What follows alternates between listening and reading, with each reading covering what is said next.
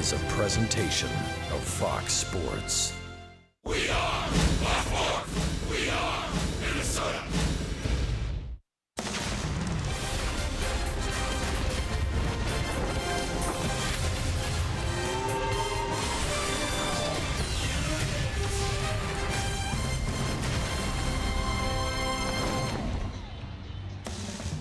The Twins' West Coast road trip comes to a close this afternoon in Oakland. The Twins with one more chance to make it a winning road trip, having swept the Mariners, looking for their first win of the year against the Oakland A's. And a couple of young left-handers will face each other. Sean Manaea for the Oakland A's, and Pat Dean, who came up with a gem in Seattle, hopes to pick up his second major league win here this afternoon. Good afternoon to you from Oakland. Dick Raymer along with Roy Smalley as the Twins hope to head home from the road trip with a 4-2 mark, and Pat Dean gave the Twins a gem in his start at Safeco Field in Seattle. It's amazing what can happen when a pitcher can control both sides of the plate for strikes, and Pat Dean had great fastball command in Seattle. His ability to hit the inside corner absolutely set up the whole night for him. Once you can do that, pitch for effectively 4 strikes on the inside corner, then hitters get in a hurry and they swing at balls on the outside part of the plate. They swing at high fastballs. They swing at sliders down and in. And he had them eaten out of their hand because of that fastball command. This has been a costly stop here in Oakland. The Twins have lost 2 ball games and 2 outfielders. Danny Santana 2 days ago. Miguel Sano last night because of a hamstring injury. Max Kepler caught the morning flight from Indianapolis. He's in the lineup today. Well, he's going to be a little sleepy, but he's going to be very, very excited. A good-looking young kid, good left-handed hitter, typical low fastball hitter. We've seen not a lot of them, but when he gets a fastball there low in the strike zone, he knows what to do about that. So Max Kepler gets his chance again today. Very much a part of the Twins' future. The Twins will get a glimpse of Kepler, and the manager said this morning he expects Kepler to play an awful lot this time around. He's just a big, strong kid who is still learning. You know, his baseball life has not been very large in terms of amount of games and at-bats and things that he's done at his young age. So he's going to get a chance to play here now, at least more than he did the other time around, and we'll see how he does. So the outfield today has Grossman in left, Buxton in center, Kepler in right, as the Twins hope to win the series finale and head home with a win against the Oakland A's.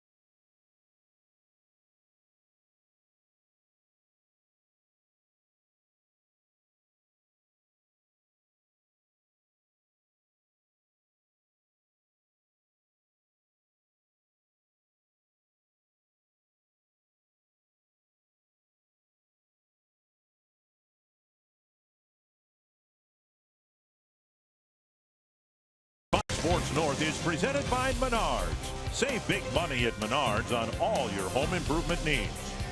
And by Sanford Orthopedics and Sports Medicine, for the everyday competitor in all of us. You were asking me before what meat product that is. It looks like really thick-cut bacon. It does. Couldn't figure it out. They did put beer on it, though, so it's going to be good, whatever it is. Beautiful day here, 69 degrees. Dick Bramer and Roy Smalley with the Twins starting a new month. They followed a very disappointing April where they went 7-17 with an 8-19 May. So here's to June and the hopes that the Twins play better baseball. And the Twins won all 3 games at Safeco Field against first place Seattle ball club. They have struggled to score runs here. At least that was the problem 2 games ago. They scored enough to win last night, but the pitching wasn't very good. Here's the Menards batting order. Eduardo Nunez, Robbie Grossman, Brian Dozier, Trevor Plouffe, Young-Ho Park at first base, Joe Mauer getting the day off. Eduardo Escobar, Max Kepler just arrived this morning from Indianapolis. He's in the lineup. Juan Centeno and then Byron Buxton. Sean Manaea on the mound for Oakland A's, a left-hander whose numbers don't look real good. He was not good at all for 3 games. Pitched a little bit better these last 3. See what he does against primarily right-hand hitting lineup for the Twins today. Manaea's first game against the Twins, and likewise Dean's first game against the Oakland A's. Eduardo Nunez, the designated hitter today, leading things off for the Twins. And he takes up and away, ball 1. First pitch, 12:37. Eduardo Nunez, 3rd in the American League in hitting at .340. Chops it foul. Xander Bogaerts of the Red Sox at .350. Victor Martinez of the Tigers at .343. And Nunez, who has been so valuable to this Twins team that hasn't won nearly enough games to suit anybody's taste in Minnesota, but he filled in at short when Escobar was hurt, filled in at 3rd when Plouffe was hurt. Jabs at it, it's a strike, and the count goes to 1-2. And finally now with enough plate appearances to be among the league leaders officially.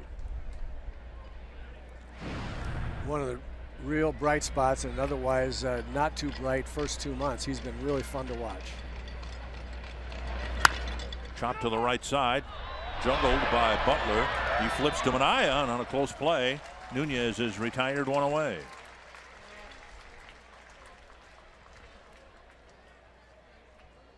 Northland Ford defense for the Oakland A's. Coco Crisp is in left, Billy Burns is in center, and Jake Smolinski in right.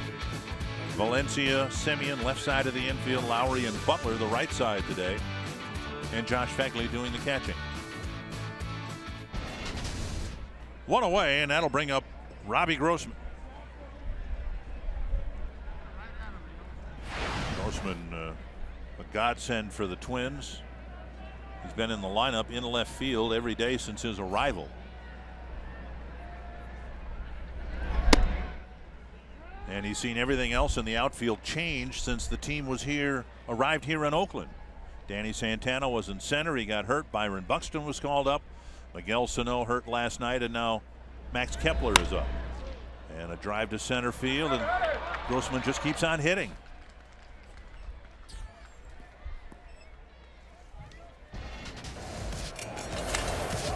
Grossman now 7 for 14 as a right-handed batter, and he's hit almost as well from the other side of the plate. Always had good numbers right-handed. The question was going to be whether or not he was going to hit enough left-handed, but his left-handed stroke has looked really, really solid. We talked about it a lot, but it's worth repeating. He just goes up there and has a plan and continues to have quality at bat after quality at bat. Brian Dozier hitting 3rd with Mauer out of the lineup, and the pitch fouled back. I have talked with Grossman briefly, and I think we've established, Roy, the only thing I know about hitting is which end of the bat to grab.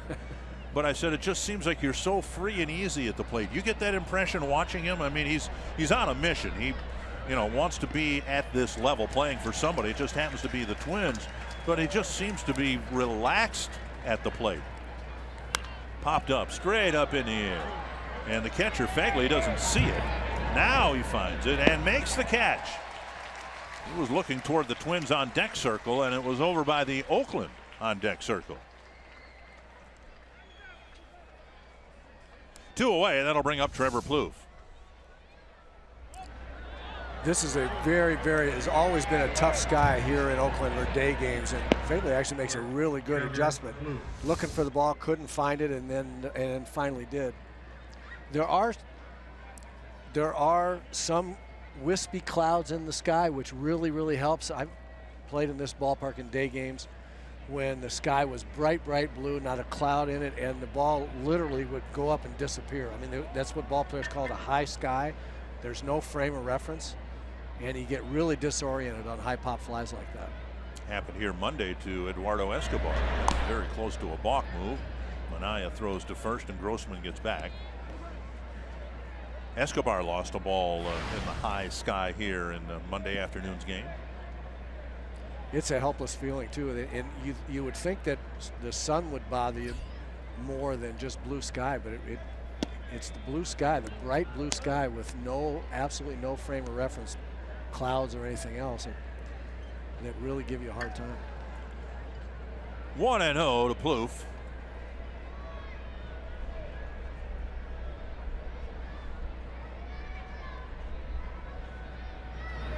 Trevor trying to get it going again after missing a few games with a knee issue.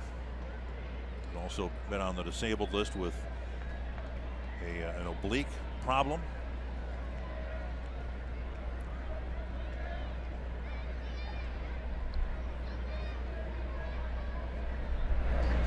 And now outside, 3-0 with Park on deck. Yeah, the injuries that Trevor has sustained so far really have been a problem for him and the Twins. That oblique injury came at a time when he really had heated up. He was about 8 for 12 in the California Angels series, and was really punishing the ball when he got hurt. And he has not really gotten that heat back yet. And inside ball 4, and that'll advance Grossman to second base. A chance for Byung-Ho Park to deliver a big first inning hit. Batting in the 5th position. Bob Melvin's team's won 4 in a row. Park's average down to 215. Did drive in a run with a double in last night's game. Getting a chance to play first base for Joe Mauer today. Mauer, last week's American League Player of the Week. I asked Joe yesterday, I said, what do you get for that? Because he's won a few weekly awards in his career, and he says I've had to do 3 more TV interviews today. That's been about it. And Park takes strike 1.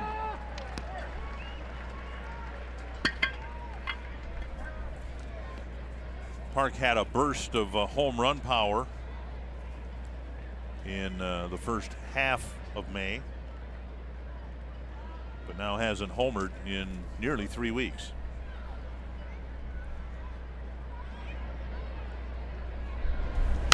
Foul back, 0-2.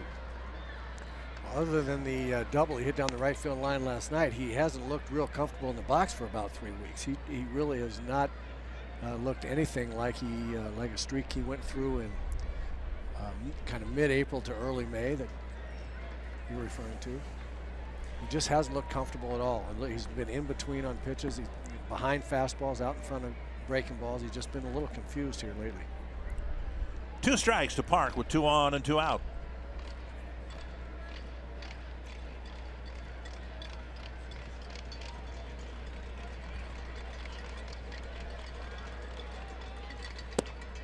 Just off the corner. I think the feeling was in the first half of May that, all right, this guy's ahead of schedule. Everyone thought that in the first half of the year he'd have his struggles, and then he got the power surge, and the average was in the 240, 250 range, and it looked like it would keep on going, and instead just the opposite has happened. Half swing, but strike 3. Park on a check swing leaves 2 aboard, no score after a half inning.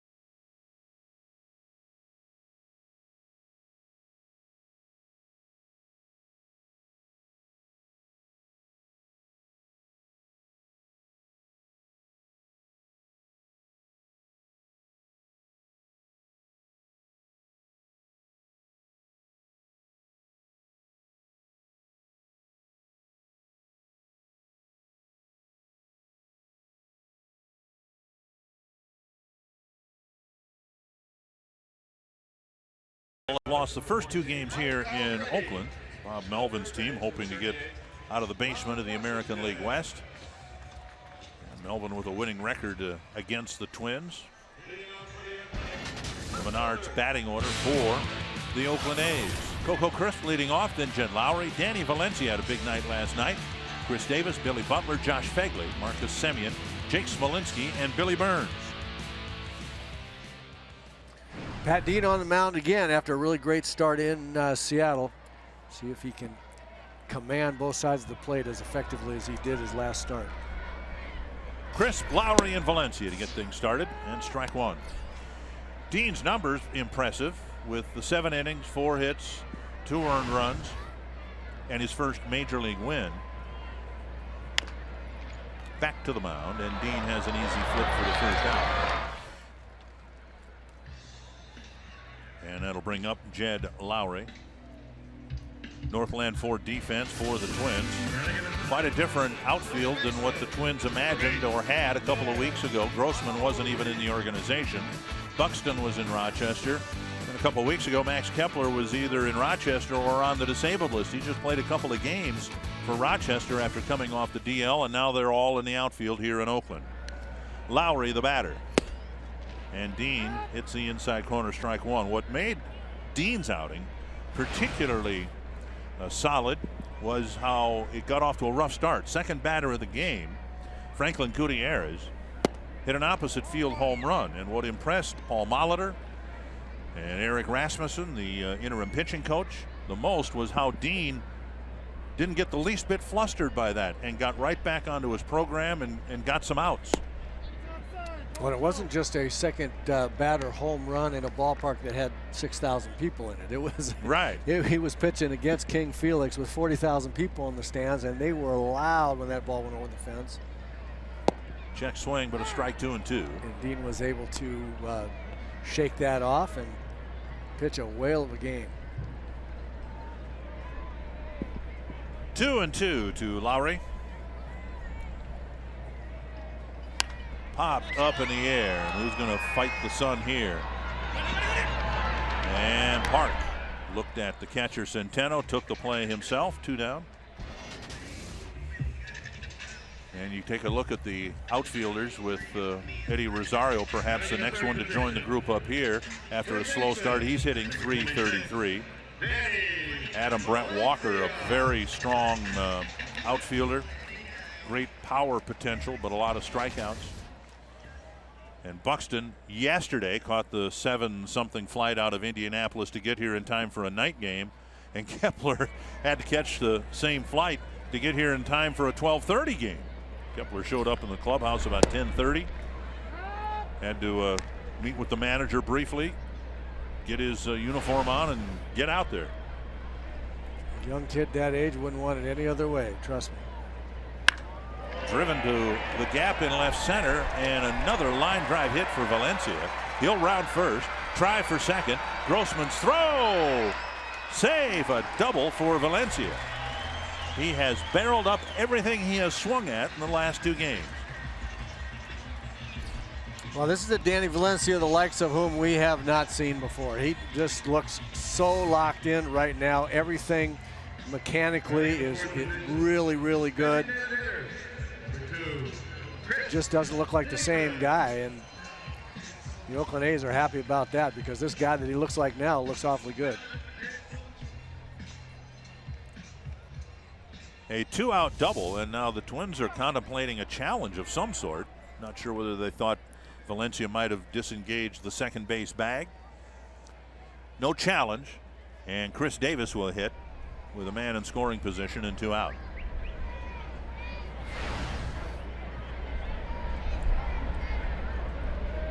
Davis leading the Oakland team with 14 home runs. Snap bat and into center field. Buxton falls down and picks himself up to make the catch. So Buxton got some grass stains on his way to catching a fly ball to end the first inning.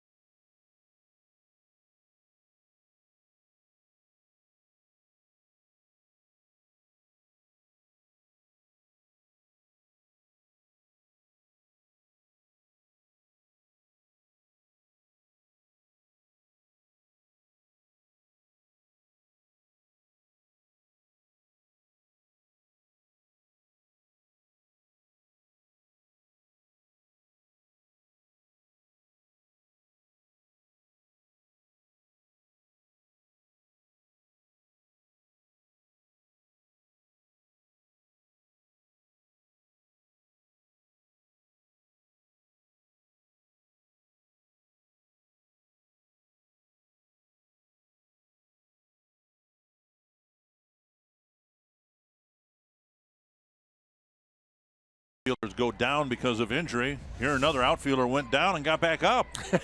Well, that's the best news, is that he went down hard, not because of injury, but because of just losing his footing, but athletic enough to recover and make the catch look easy, actually. Escobar with a first pitch drive to the left field corner. He's got a base hit. He'll round first and hold up there with Crisp firing it back in on one hop. Second hit for the Twins, and that'll bring up Max Kepler. Escobar, better hitter right-handed than left, and Minaya has been pretty good against left-hand hitters and not at all against right-hand hitters. So Paul Mulder has loaded his lineup with right-handers, except for this young fellow right here, Max Kepler, and Juan Centeno on deck. The two lefties in the lineup. Paul was saying earlier today to us, Dick, that one thing he doesn't worry about Kepler so much is that he won't give him a good at bat against left-handers. He hangs in there really well against lefties. So his history and his professional career is it really hasn't made much difference, and he takes down and away ball one. He's such an interesting prospect, and for those of you who don't know, he is from Germany, and the Twins brought him over as a teenager to not only learn the game of baseball but learn the American culture and the English language. Checked his swing and a strike. A .281 minor league hitter coming into this year with just under 1,600 at bats.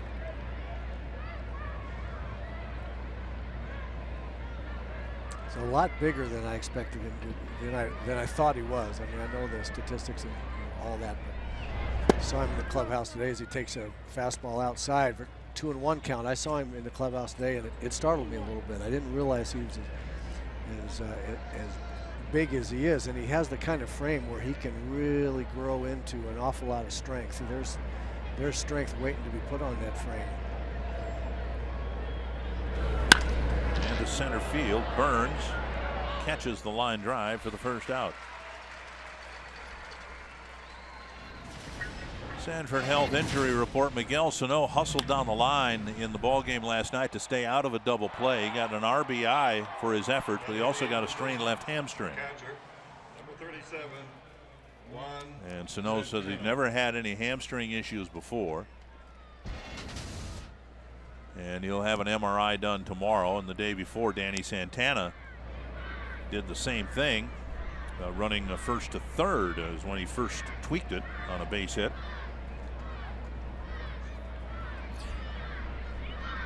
Here is Centeno, and a fastball for a strike. These days, you just don't mess around with hamstring injuries.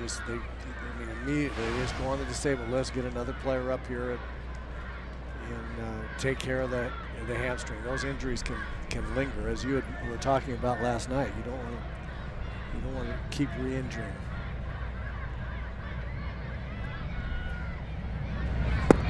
Off the plate, 1-1. You ever have any hamstring issues? Pulled a hamstring one time in the minor leagues my first year in professional baseball, and then once in the big leagues. That was it. 1-1 to Centeno. That's hit to left. Centeno with a base hit. He's hitting some line drives against Minaya. First and second, one down for Byron Buxton. Yeah, two really good at bats by left-handers in the Twins lineup. Max Kepler with a solid line drive to center that was caught for an out. And then Juan Centeno staying with this ball away from him, slapping it to left. That's a solid at bat right there by that young man, left-handed hitter against a left-handed pitcher, not trying to pull it. And now Buxton, 1 for 4 in his return to the lineup last night. The one was a double. There were 2 strikeouts as well.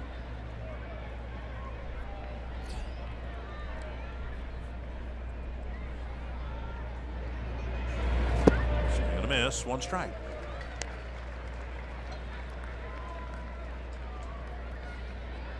Buxton's batting average was climbing on a daily basis at AAA. Anybody's guess, of course, when the Twins would have called him up without an injury, but the Twins had the Santana situation to deal with. Buxton the obvious choice. A foul over the Twins bullpen, 2 strikes.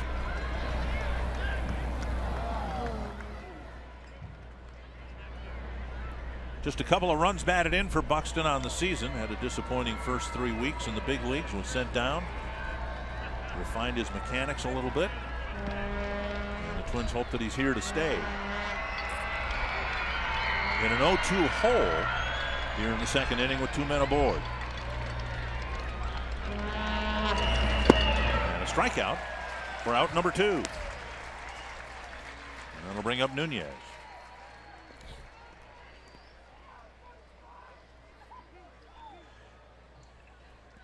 Now batting, number 9, Eduardo Nunez.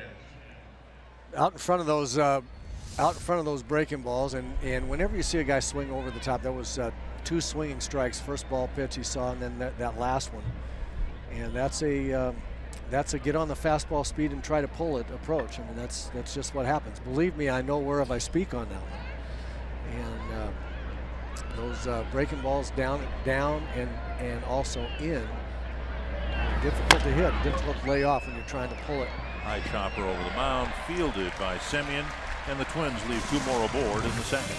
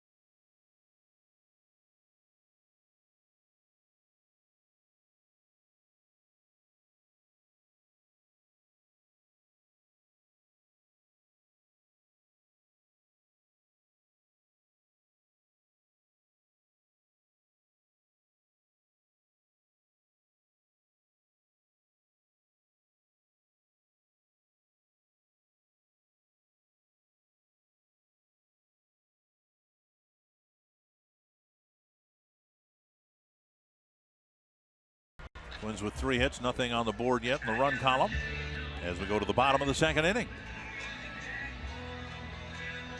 And Billy Butler will lead things off in the second. Twins trying to do what they can to forget all about the disappointing first 2 months. As we said, Twins with just 8 wins in the month of May. It's not the worst May in club history. You were a very small part of that worst May record. In fact, by the time May came around, you might have been gone already, right? In 1982? Oh man, I was long gone. I lasted 4 games in the new Metrodome. In 1982, first year at the Metrodome, in the month of May, the Twins won 3 games. 3. And they went on to lose 102 ball games that year. And then 5 years later won the World Series. But it was a long, long first year in the Metrodome, particularly in the month of May. 2-0 to Butler, and now outside 3-0. It'll be Butler, Fegley, and Semien. Really mixed emotions for me, getting traded away from what was my home, but not have to lose 102 games, get to play in New York for the Yankees. So all that was good. It was bittersweet, I guess. I hated to leave. Strike. Don't I remember, because I was working for a TV station at the time in 1982. Don't I remember? Didn't you just buy a house in the Twin Cities? We had we owned the land and just made plans with an architect. Butler with a drive into the left field corner, and Grossman will turn and fire, and Butler digging for second. He's got a stand-up double. A leadoff double for Billy Butler here in the second.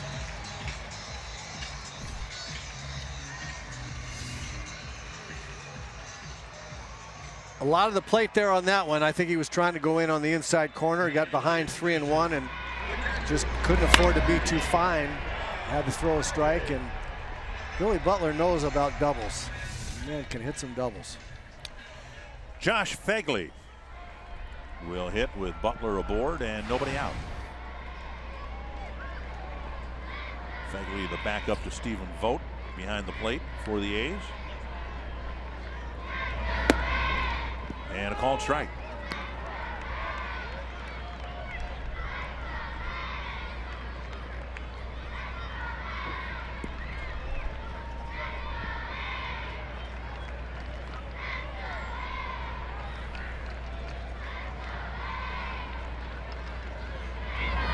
Swing and a miss.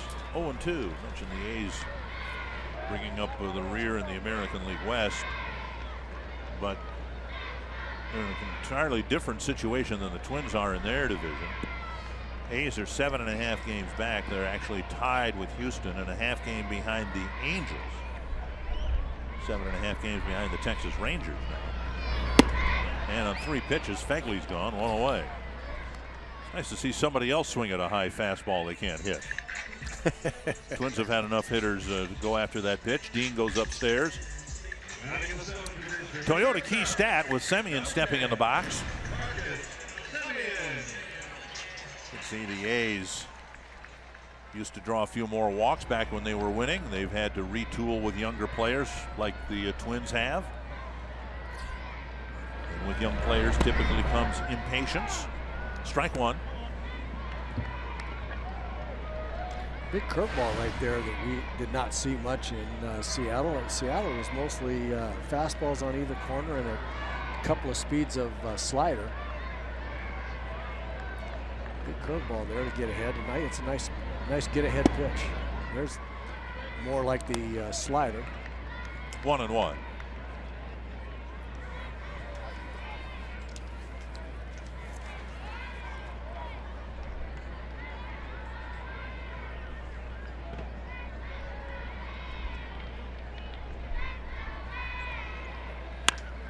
To center, and Buxton is there for the catch, out number 2. And that'll bring up Smolinski. After today, 17 of the next 20 games for the Twins are at Target Field, and one of the highlights, June 8th, Superhero Night at Target Field. A limited number of superhero theme night ticket packages are available that include a game ticket and a Twins superhero t-shirt. For every ticket purchase, the Twins will donate a Twins superhero cape to a child at Gillette Children's Hospital, and a portion of each ticket will go to Gillette Specialty Healthcare. Go to twinsbaseball.com/superhero night to learn more about the superhero theme night offer. Butler still at second. 2 away now, and here is Smolinski. Inside ball 1.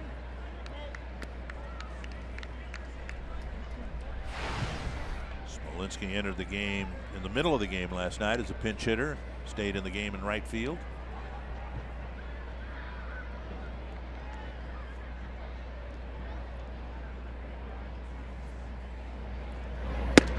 Up and in, 2-0. First 2 appearances for Dean came out of the bullpen. A long relief role after a short start in Detroit. And then the Twins gave him a start against the Blue Jays, and hey, you hold that lineup to 2 runs over 6 innings, you've done a pretty good job. Twins won the ball game, but Dean was not around at that time. The Twins scored 5 runs in the 8th. And then his start against King Felix and the Mariners. 3-0, and that with the Billy Burns in the on-deck circle. You can see the progression for Dean. 5 1/3 in relief, then 6 innings in a start, 7 innings in a start. 8 strikeouts against the Mariners in his last start. Down the middle, a strike, 3-1.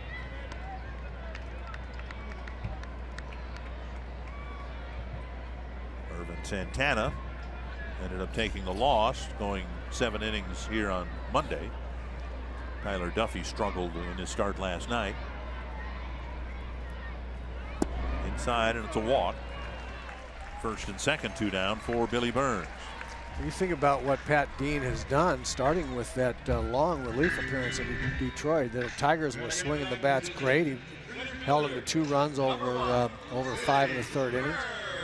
Pitched against Toronto for 6 innings, held them to 2 runs. They can swing the bats, and then there wasn't anybody swinging the bats any better than Seattle was when he went up there and pitched 7 innings, only gave up 2 runs. So he has come up here and immediately established himself as a guy that will give his ball club a chance to win games. Strike called and rewarded for his efforts with, I think, around the country, somewhat of a stunning move. The Twins announced the other day that Phil Hughes will be moved, or has been moved, to the bullpen because of Pat Dean.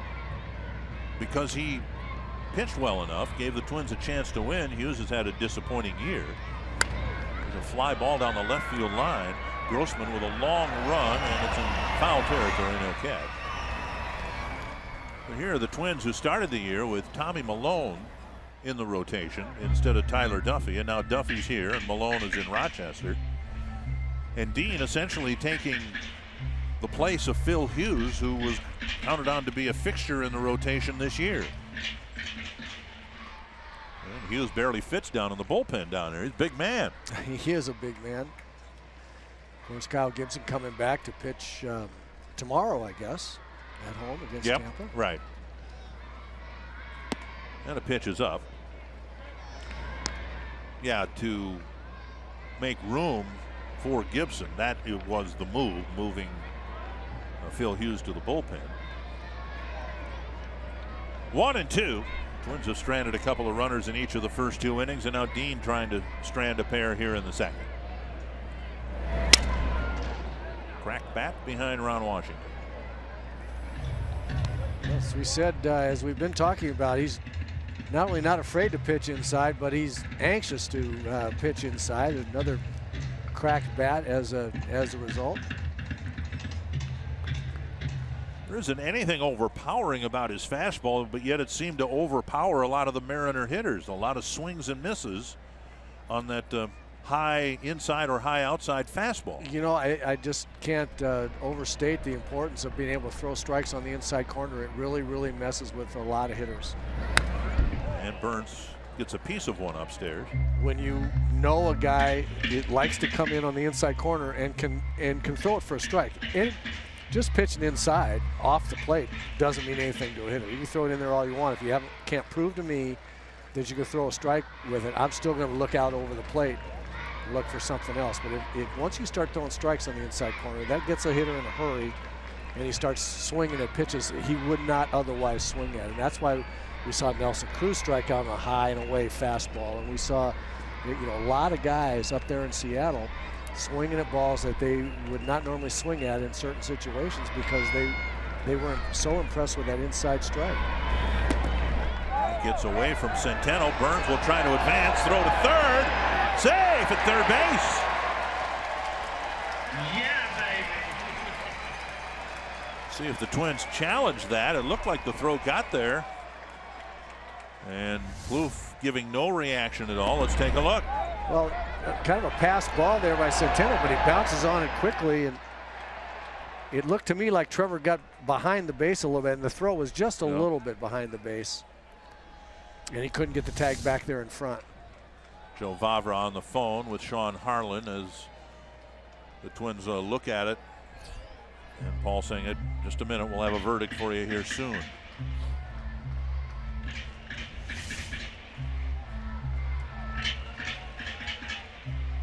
Well, I think he's safe, or I don't think there's enough evidence to overturn it. Right. And so the Twins will play on without a challenge.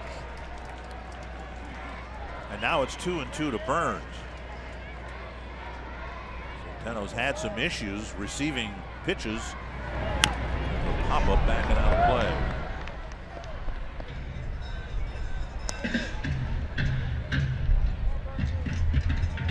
A wild pitch is the ruling, sending Smolinski to second and Butler to third. I think it's a wild pitch because the ball hit the dirt. I also think that Juan Centeno would tell you that he should have blocked that ball. Tried to get a strike inside, but missed. It's a full count. Coco Crisp on deck. Tried to come in there with the harder slider.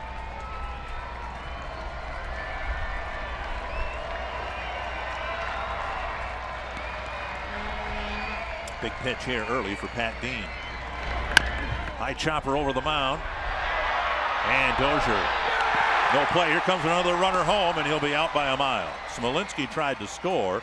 An alert play by Park. A run scores on an infield hit, and the A's take a 1-0 lead.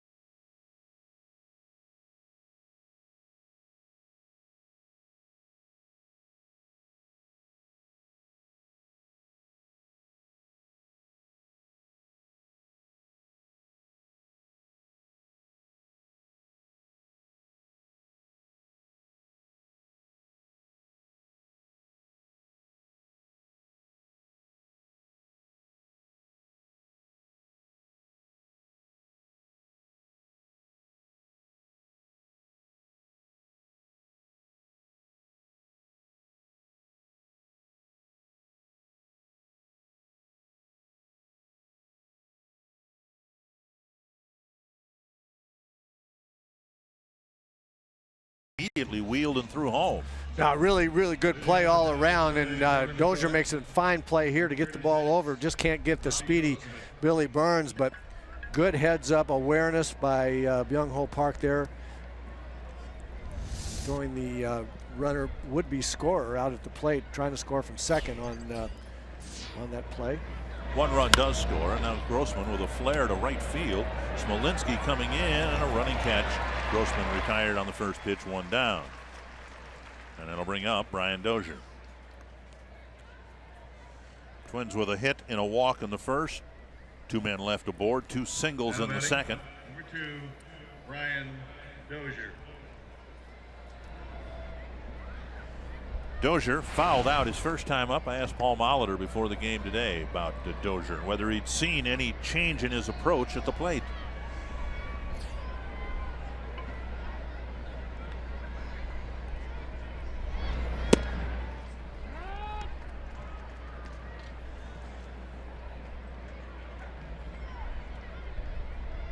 Sorry, we had some sound from Paul Molitor, but Molitor said he sees hints that Dozier is trying to use the whole field as he's staring at this wide open right side of the infield. Now, he hasn't had the results yet. He did hit a weak ground ball to the right side in his last at bat yesterday. 1-1. Drilled to the left field corner.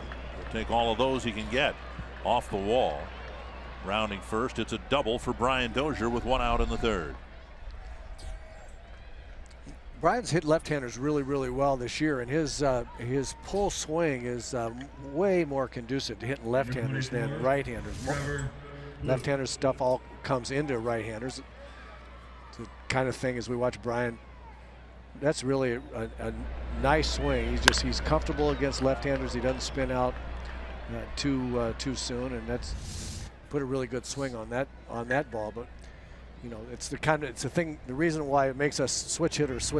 You know, that gets around the other side of the plate, and all the breaking stuff comes into you rather than away. You don't have to worry about what looks like a fastball inside, all of a sudden becoming a breaking ball or a slider. Plouffe with a lazy fly ball to short right. Smolinski comes in. And Plouffe retired on the first pitch, 2 away. So where Brian's trying to hit the ball the other way is really gonna show up is more against right-handed pitching. Byung-Ho Park came up with 2 men on and 2 out in the first, and eventually struck out on a check swing. Now batting, number 52, Byung-Ho Park.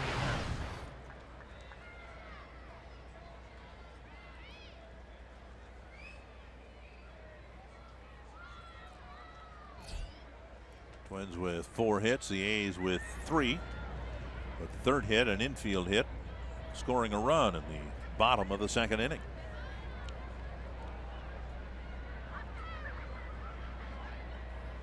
Down and away, ball 1. Boy, the Twins could really use Park, get some things figured out and get rolling again now that Sano's out for 15 days, and just somebody else in the 5th or 6th spot, even 7th, somewhere in there to provide run production. A high fly to center. And Burns, if he doesn't lose it, and he may have lost it. Nope. Came right down to him. I thought I saw a bit of a helpless reaction. He lost it for a second and went up in that high sky, and then it reappeared.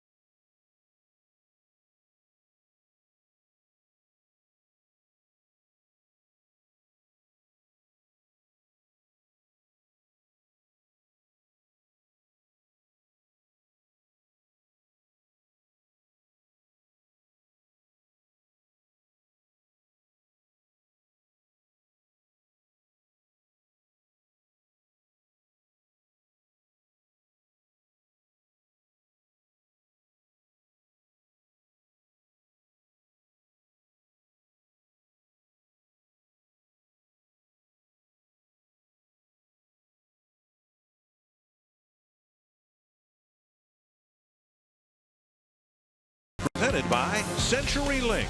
Switch to CenturyLink Prism TV for an advanced TV experience. Learn more at cprismtv.com. A's have won 4 in a row as you look at Lake Merritt here in the East Bay area. Coco Crisp will lead off the 3rd inning for Oakland. Pat Dean gave up a leadoff double. Looked like he was going to get out of the jam, but then he walked the number 8 batter, gave up an infield hit to the number 9 batter, and the A's got a run. 1 strike.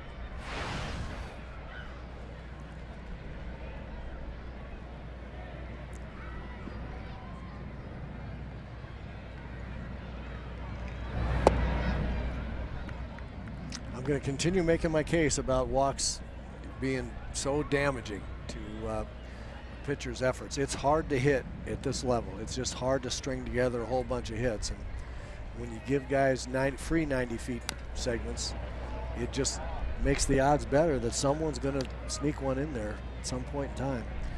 And I know you can't throw it where you want to all the time, and guys are going to walk guys just like players are going to make errors, but when you give them 90 feet free, either walk or error, it's very, very tough to pitch around. 1-2 to Crisp. Inside, check swing. No. You know, you watch the game, and for the viewers who watched last night, one of the big plays in the game came early when the Twins didn't turn a double play. Eduardo Nunez had a chance to maybe get a double play. Twins didn't turn it. It led to a run. Now in this game, the run, as much as the walk was damaging, Dean, it's kind of a funny hop and throws to first. As much as the walk was damaging, it was the wild pitch that advanced the runners to second and third. Otherwise, the infield hit doesn't do any damage, and maybe Crisp is retired, and we still got a scoreless game. Right. Talk so much about defense and how important it is, and fielding, and just being efficient out there with the gloves and the arms. And you got to have pitching, but if you don't play the game well in the field, it's almost impossible to have a winning record. Down the right field line, it's a foul ball. Park running towards the bullpen, and it hits the bullpen mound. And the most subtle of things, or the most seemingly minor things at the time. Now, when the ball rolled between Centeno's legs, you really didn't think that much about it, but that, as much as the infield single, contributed to a run. I look at it this way. My own personal theory is that you can equate a baseball game and season to football in a lot of ways. Football, you're trying to make first downs, right? And the more first downs you make, the better chance you have to win. Ground ball to short. Nice stop at short by Escobar. Comes up firing and safe at first. Lowry, according to first base umpire Pat Hoberg, beat it out. We'll see if the Twins offer a challenge. Well, no one's even on the phone. Yeah, terrific play by Escobar here. But when you have to go that far and dive, then get up and throw, a guy that can run a little bit is you're going to have a hard time getting him. Lowry looks like he just beat him. Yep. So another infield hit, and now Danny Valencia at the plate. And just back to try to get back to the point quickly. The football team's trying to make first downs. Baseball teams are trying to get 90-foot segments. They're trying to get more themselves, and they're trying to prevent the other team from getting those 90-feet segments. And to the degree that you get more and prevent more than the other team, you're going to win. Inside to Valencia, ball one.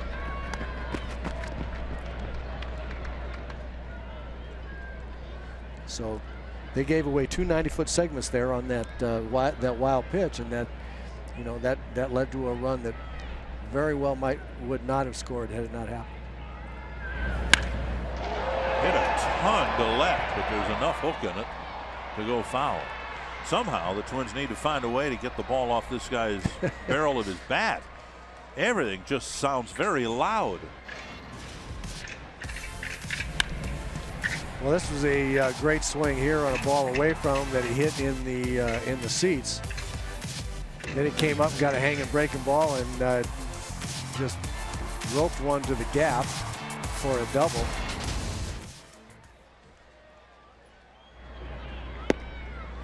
Since we talked yesterday about Buxton's leg kick that he has implemented, Valencia using it very effectively to get his weight back on his back leg, and then making sure the front foot gets down in time to drive the ball. Foul back.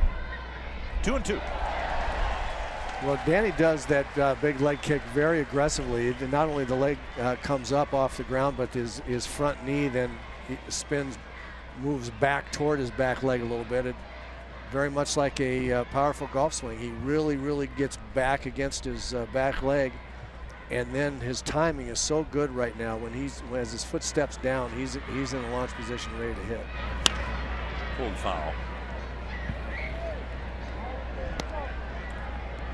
They pitched him away last night. He drove a home run to the opposite field. They pitched him inside. He's cracked doubles. They've tried changing speeds. The only out he made last night, he hit a ball just foul for a home run, missed by about 5 feet, and then turned right around and got a fastball outside and hit a rocket to right field. So he's just dialed in right now. And I think when a guy is swinging this well, you got to try something really slow. Just really slow. Throw him some 80 mile an hour, 76 mile an hour, something. You can come in hard, really hard to try to impress him with a fastball, and then throw something really slow. You're talking about that big leg kick and how good the timing is, and him getting his foot down. Something really slow. His foot will land a little early, and see if you can get him out in front. You got to try something. You got to go back and forth, I think, when a guy's this hot. So far, the best approach with Valencia is to do what they did the first time last night, and that is walk them on 5 pitches.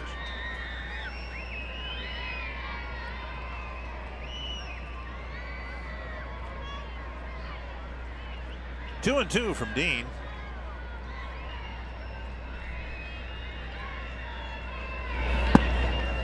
Now a full count. Davis on deck. See, I just think he's on anything reasonably hard. Fastball anywhere in the strike zone, he's had good swings at, in or out. And breaking balls, harder breaking balls, he's seeing pretty well. I think you got to, maybe not 3 and 2 here. Pat will throw what he wants to throw, but at some point in time, you start going slow in this game. Sharp ground ball, base hit to left. And Valencia advances Lowry to second base, 1 away. If you're a baseball fan, then you need the all-new Fox Sports app. Get highlights, interviews, injury updates, scores, and instant alerts on your favorite teams and rivals. Download now in the iOS App Store, Google Play, or visit foxsports.com/app. 2 on, 1 out, and now Chris Davis hit a fly ball to Buxton. Buxton fell down in the outfield, picked himself up, and was able to make the catch to end the first inning.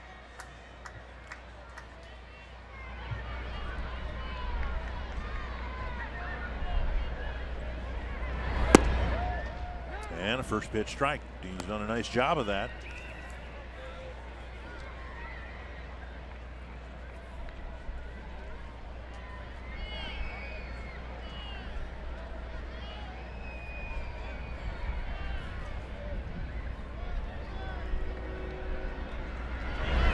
Big swing and a foul. 0-2.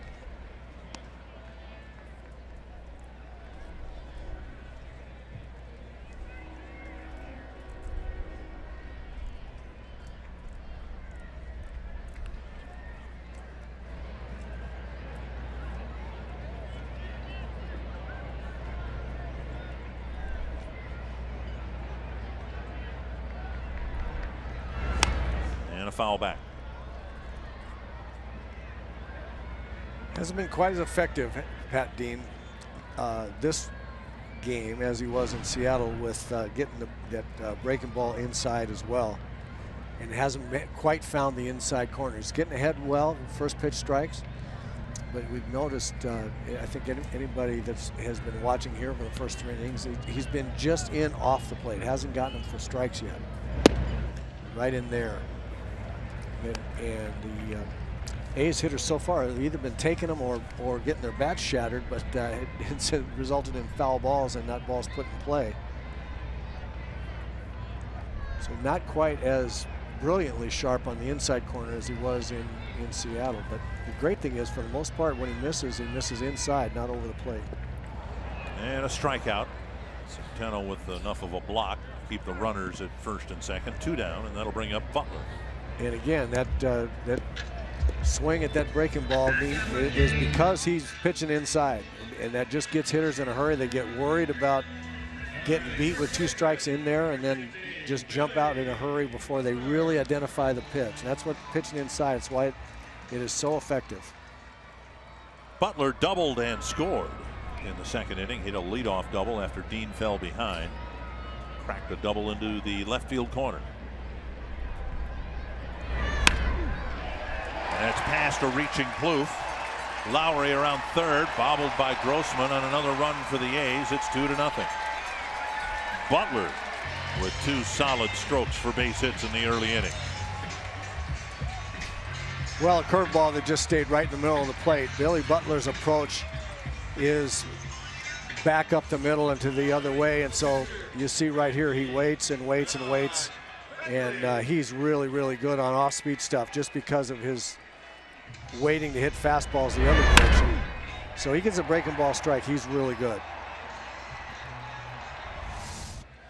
Now Josh Phegley, 6 hits for the A's. And Dean has retired just 7 batters to this point.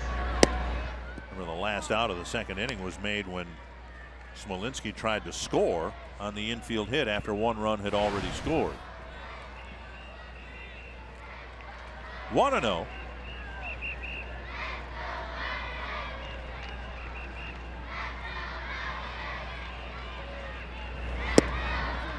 2-0.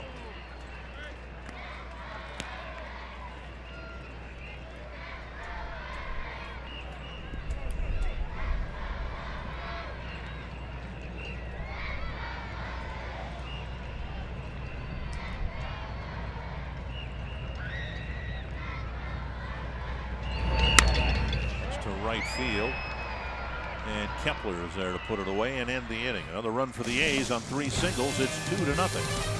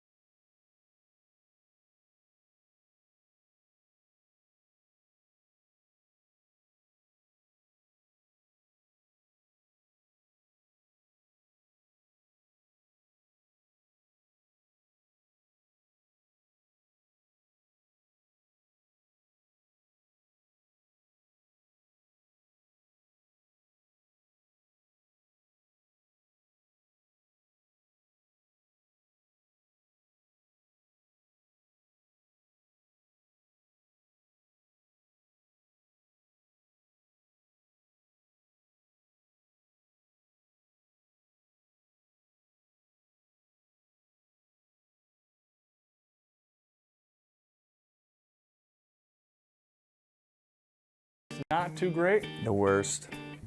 I don't hate it as much as other people hate it. It's just, it's old, man. It's a coliseum. It's not built for a baseball stadium. Feels like you're at a soccer stadium sometimes. There maybe needs to be a little bit of updating there. I don't think they need to leave Oakland. They just need a new stadium. Well, they've tried, and you heard the reference to O.co. The corporate sponsor bailed on the sponsorship at the start of the year. Too late to change the signs. So this is the Oakland Coliseum. Went through a renovation when the Raiders came back here. I suppose that's been, what, 15, 20 years ago now. And you've not seen it since it was actually a pretty functional ballpark, or at least the layout of the stands and everything was more conducive to baseball than it is now. I was shocked. Last time I saw it was when I played here in 1987 when we came in as visiting players. And all that center field edifice that they have out there I had never seen before. Escobar with a leadoff single in the second. He got as far as second base. Looking at that big structure there. Drilled foul. They've got some functional problems here regularly. The sewage backs up into the clubhouses, which that's a functional problem. That's a problem. Yeah, that would be a functional problem. We were here a couple years ago, and we actually had a rain delay, and the storm drains were plugged, and things were backing up in the Twins clubhouse. And yeah, they've tried for a long time to get a new ballpark here. 2-2 to Escobar, and a chopper foul. Of course, on the other side of the bay, the Giants rule the roost with a gorgeous ballpark and a great ball club. 3 world championships in the last, what, 6 years? 5 years, I guess. I think it's 5, yep. 2-2 to Escobar. Kepler and Centeno will follow. And now 3-2.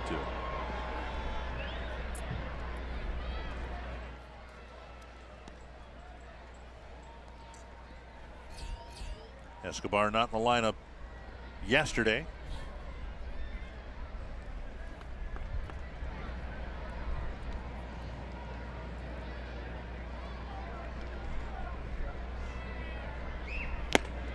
And he chases the high fastball, foul tip, with Fegley hanging on, 1 away.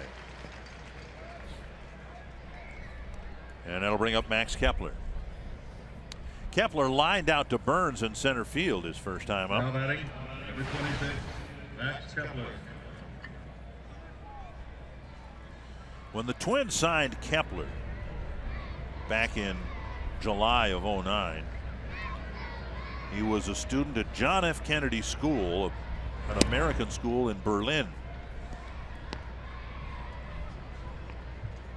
And then he moved to the States and attended Fort Myers South High School, right across the road from the Twin Spring training facility in Fort Myers. 1-0. Busted bat and a soft liner, gloved by Semien, 2 down. And that'll bring up Centeno.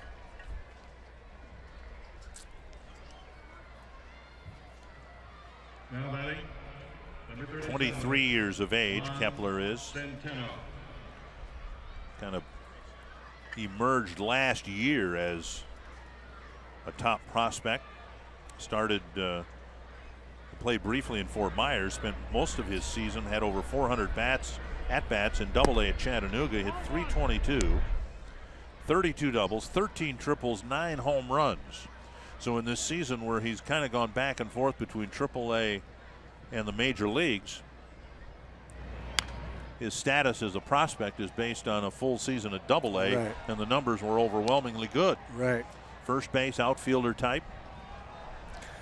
If you have a big year like that in Double-A baseball, then you've got a chance. I mean, if you can hit in Double-A, then it's a question of small adjustments going forward and whether you can handle that. But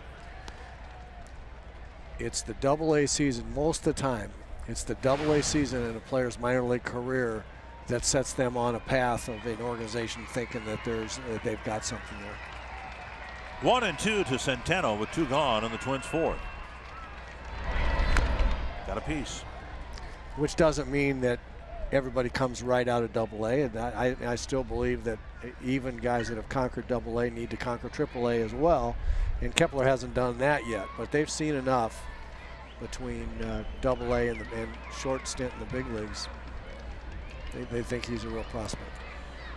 Well, the Twins clearly feel that if you've succeeded at Double-A, you at least are on their radar. They've tried promoting players from Double-A, Aaron Hicks, Miguel Sano, Byron Buxton, and have not had the best of results with that, and have had to send almost all those players back down to Triple-A. And Centeno fighting to stay alive. Well, it doesn't happen a lot. The players come directly out of Double-A to the big leagues and excel, but you're not going to be considered a prospect until you've had a real good season in Double-A, and more about that in a second. How about maybe 2 minutes in a segment? Maybe next inning. All right. Well, 1-2-3, top of the 4th for Manaea.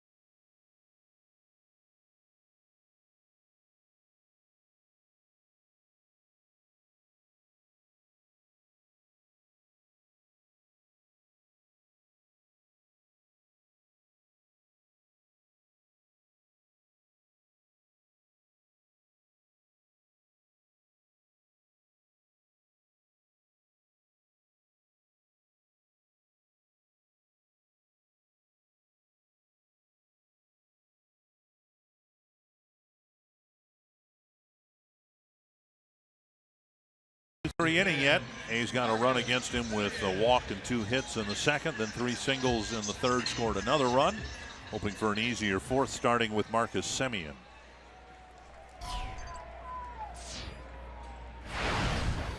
Semien hit a liner to Buxton his first time up. And there's that pitch that he's been trying to hit, that fastball over the inside corner. This time it's called a strike. Yep.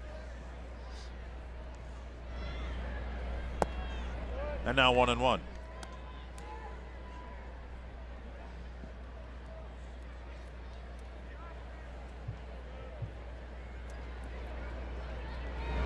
Foul back.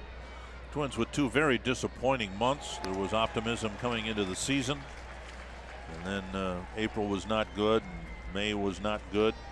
I think the challenge for Roy for the Twins this year and the fans, this is, barring a miracle, not going to be a competitive championship season for the Twins. Put together a winning month and try to build another winning month after that, and do what you can to wash the. There's a check swing, strike 3 to Semien, and a strikeout to start the 4th inning. Try to do what you can in the remaining 4 months to wash the bad taste out of everyone's mouth after what happened in April and May. Absolutely right. As we see Semien try to check his swing on a slider inside after the fastball strike inside. Again, one sets up the other. But you're absolutely right. There's a lot of baseball to be played, and what's really important for the Twins, and I think Twins fans, is to see Smolinski with a deep drive to left, and that's not coming back. A home run for Smolinski, and it's 3-0 Oakland. Well, there was a situation right there where Smolinski said, "Okay, I've watched you, Pat Dean, throw in on everybody, me included, my first time up, and I'm just going to set up for the ball middle in and just cheat on it. If you're going to throw it in there, I'm going to look in there and just let her go." Ball is up. Above the hands against good fastball hitters, not great. Right in below the hands, that probably has a different result. But again, as Kurt Suzuki and I were talking about, barehanded, and a nice play by Escobar. Looked like Dean got a piece of it with his glove, slowed it down a little bit, and Escobar was able to make the play for out number 2. When you're pitching, it's all about the execution of location. That's the 85% of pitching is where you're throwing it. See if Dean gets a piece of this. Yes, he did. He got just a little bit of it, slowed it down. Escobar with a nice bare hand and strong throw. 2 down, and now Coco Crisp. A couple of weeks ago, when someone interviewed Twins owner Jim Pohlad about the terrible start for the Twins, he brought up an interesting point. As optimistic as people were coming into the season, reflecting on what happened last year, said, the Twins had just one winning month last year. They won 20 games in May, and that was the only winning month they had all season long. Now, if this season can't be salvaged, at least the rebuilding can begin by putting together some winning months. The Royals found that out the year before they went to the World Series the first time 2 years ago. They put together winning months, and it convinced, if not the fans, I think you're going to convince the players, we're ready to play good baseball consistently. It's a fly ball to center. Buxton starts back, now comes in. Smolinski with a home run, another run for the A's. They lead it 3-0 after 4.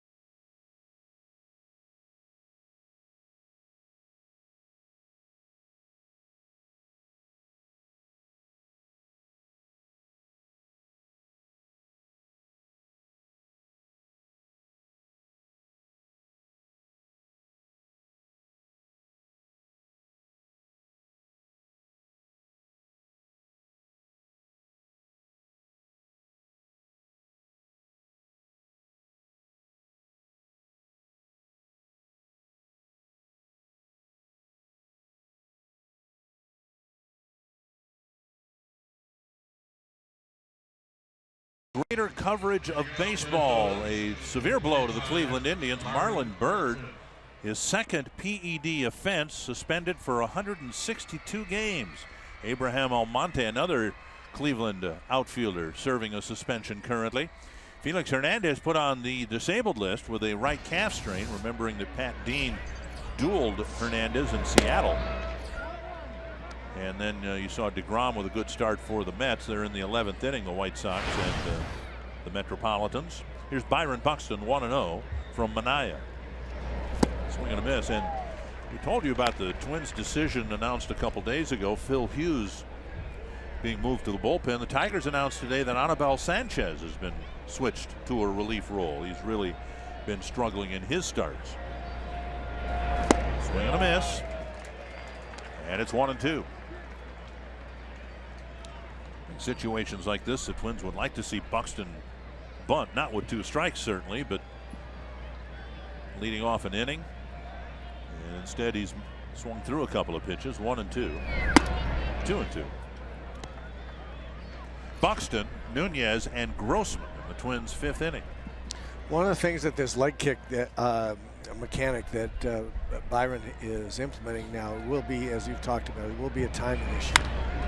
Grounded foul between Gene Glenn and the line. And when to pick up your leg and how to get all the way back on your back leg so as not to pick it up and then start forward too soon. There will be some timing issues that come and go with Byron doing this, but it looks an awful lot better than going on before. 3 hopper to short, Semien, and Buxton almost beat that out. I'm telling you, that was I just don't think I've seen anything like that before. That was about as routine as you can get. Yeah, that was a hard ground ball that he had no business, that nobody has any business making it that close.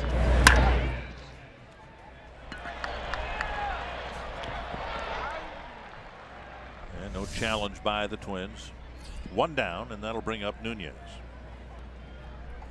Nunez with a couple of ground balls.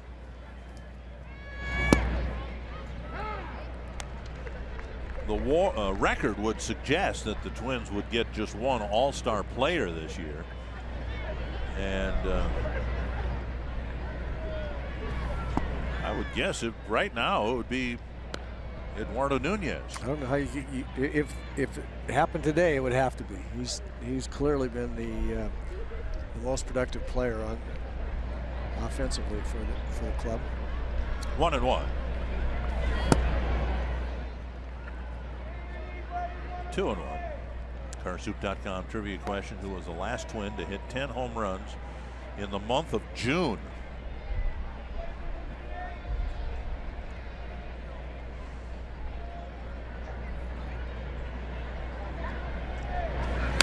Foul back 2-2.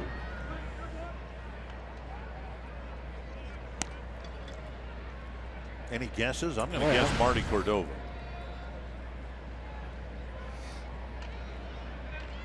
I don't have a guess yet. I have to think about that. Now inside, 3-2. While the major league club for the Twins has struggled, at least certainly again in May they did. The team that has had a lot of players start in Rochester and come up here. Nunez striking out. Robbie Grossman played 1 game for Rochester. They won 19 games this year. 2 down in the 5th, and now Grossman, who is 1 for 2. Well, you were talking about wanting to put together some a good month after a good month, and I think for a lot of fans, and this is the way I feel about it. I want to see the development of the young players that are going to form the core of the club going forward. So I want to see Eddie Rosario be the Eddie Rosario we saw in the second half of the season. I want to see Miguel Sano continue to improve at his consistency as a hitter. I want to see Byron Buxton find it and be the star we think that he's going to be. Grossman drives it down the line and it'll look foul. Now he just made it out. I'm with you. Buxton made it out, but he put the ball. He had 2 strikes and he put the ball in play on the ground, and that in and of itself is an improvement over what we have seen. Right. But I think if we're going to say that barring a miracle, the Twins aren't going to be in the postseason this year, and they aren't going to come down the last weekend of the year like last year and still be in it. I think what we want to see is what we saw last year was the real thing, not what we saw the first 2 months of this year. 1-2 to Grossman. There are a lot of extenuating circumstances, injuries and guys trying to find themselves in the second year for rookies and, blah, blah, blah. But just want to see at some point in time get that improvement going again. So they're the real guys that we thought. 8 in a row set down now by Sean Manaea.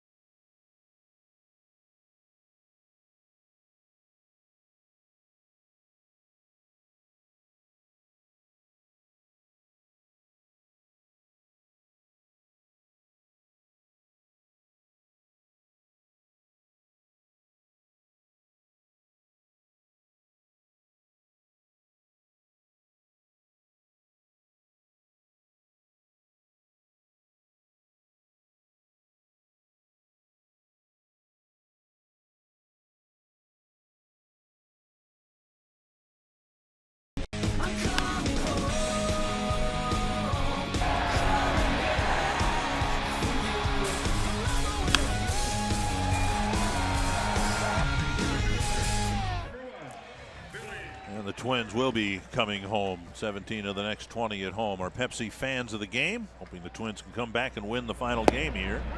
Lowry checks his swing, ball one. It'll be Lowry, Valencia, and Davis. Dean has given up at least one hit in every inning so far and single runs in each of the last 3 innings. Ball hit to right center field sharply. Dean gives up a leadoff single here in the 5th. MLB.TV Premium. You can watch every out-of-market game live in HD on over 400 supported devices. It includes a free subscription to At-Bat Premium, the #1 app for live baseball. Blackout and other restrictions apply. Visit MLB.TV for details. Dick Bramer and Roy Smalley here in Oakland. The road trip got off to a rousing start. Twins winning all 3 games in Seattle. And now struggling here in Oakland. Valencia with a double and a single. Both hit right on the button, as were his hits last night. Become kind of a platoon player, as we mentioned last night after he left the Twins, but here in Oakland, he's become an everyday player. And a cleanup batter. Man alive, is he high. Base hit, and Lowry will round second and go to third. Grossman's throw coming into second, and Valencia will go in with a double. He's doing pretty much whatever he wants against the Twins in this series. Well, he was hot coming into the series too. I mean, he has been just on fire, and it's been a while since I've seen anybody in a streak like this. But again, we're throwing, the Twins pitchers are throwing him pretty much the same speed. They threw him a breaking ball there, first pitch for a ball that was 74 miles an hour. I like that idea. It went right back to the harder speed, and he's just on that. I mean, Down 3-0. Twins will bring the corner infielders up, and the middle infielders now are retreating. They were playing in for Chris Davis.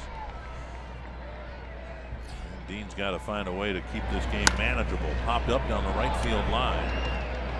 Chased by Kepler. And Kepler makes the catch. What a catch by Max Kepler. A run will score. But playing his first game here.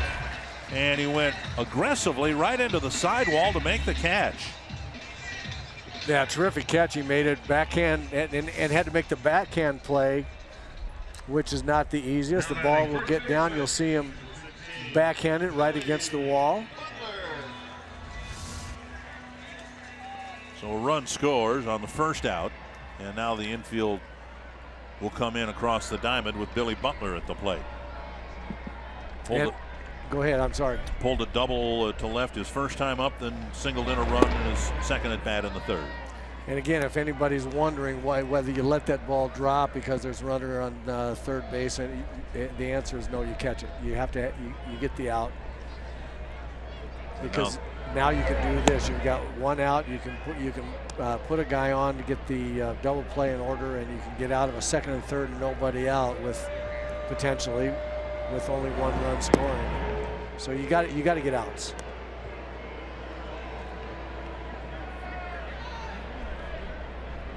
Dean has retired Fegley twice, struck him out once, and now first and third with one down.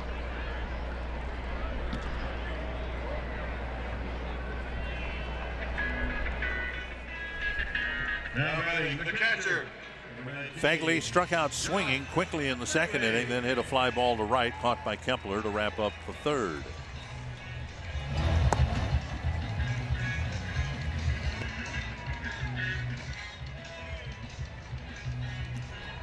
I just like the fact that the ball was hit down the right field line, and Kepler with the speed and athleticism to make that play. I think what the Twins would like to see here, and Kepler promised more playing time. Check swing and a strike. Paul Mahler is saying he's going to see more playing time now than he did, when he was up earlier this year.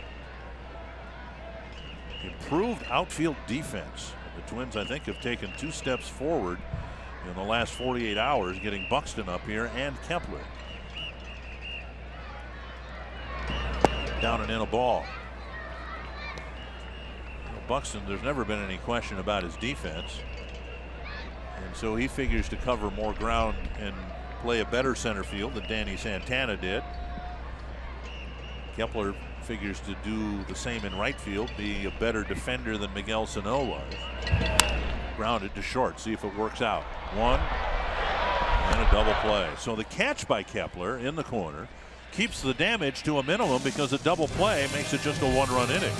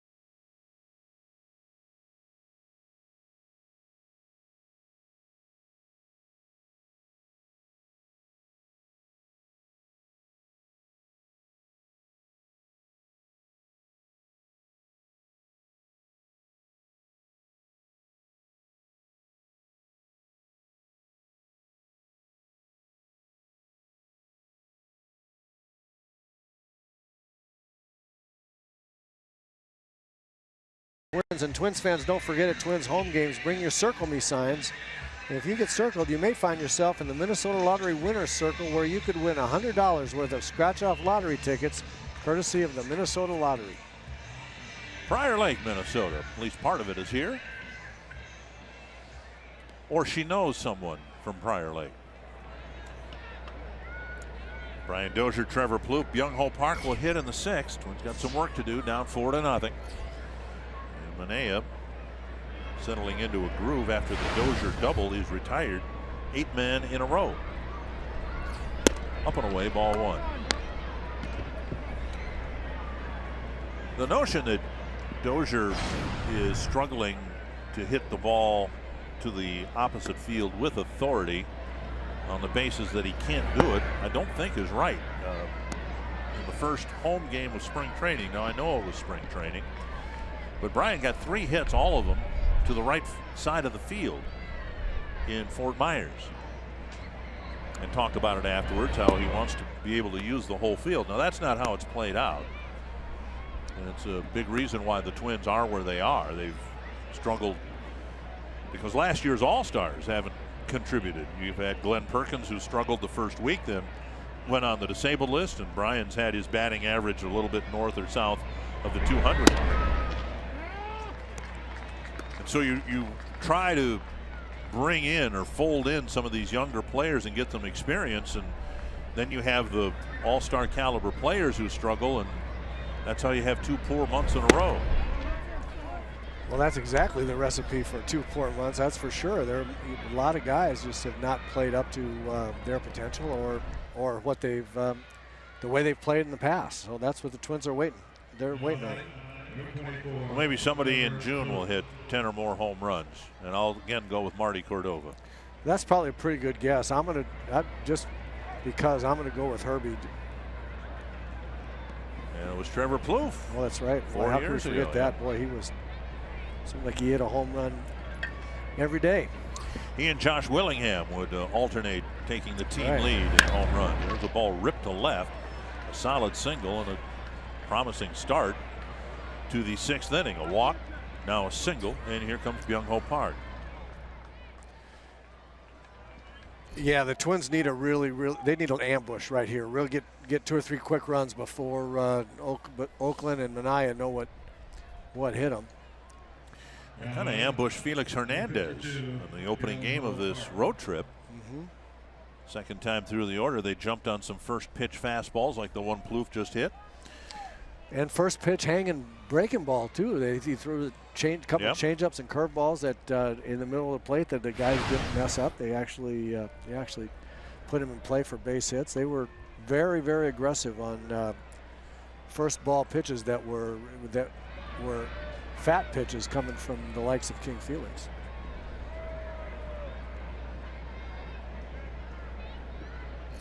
Twins 4 for 21 with runners in scoring position in this series.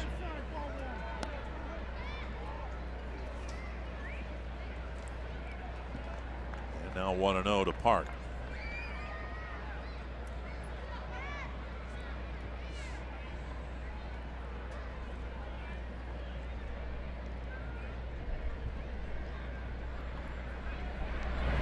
Swing and a miss. And Park, even though he's a veteran professional, I think is in need of a little boost of confidence.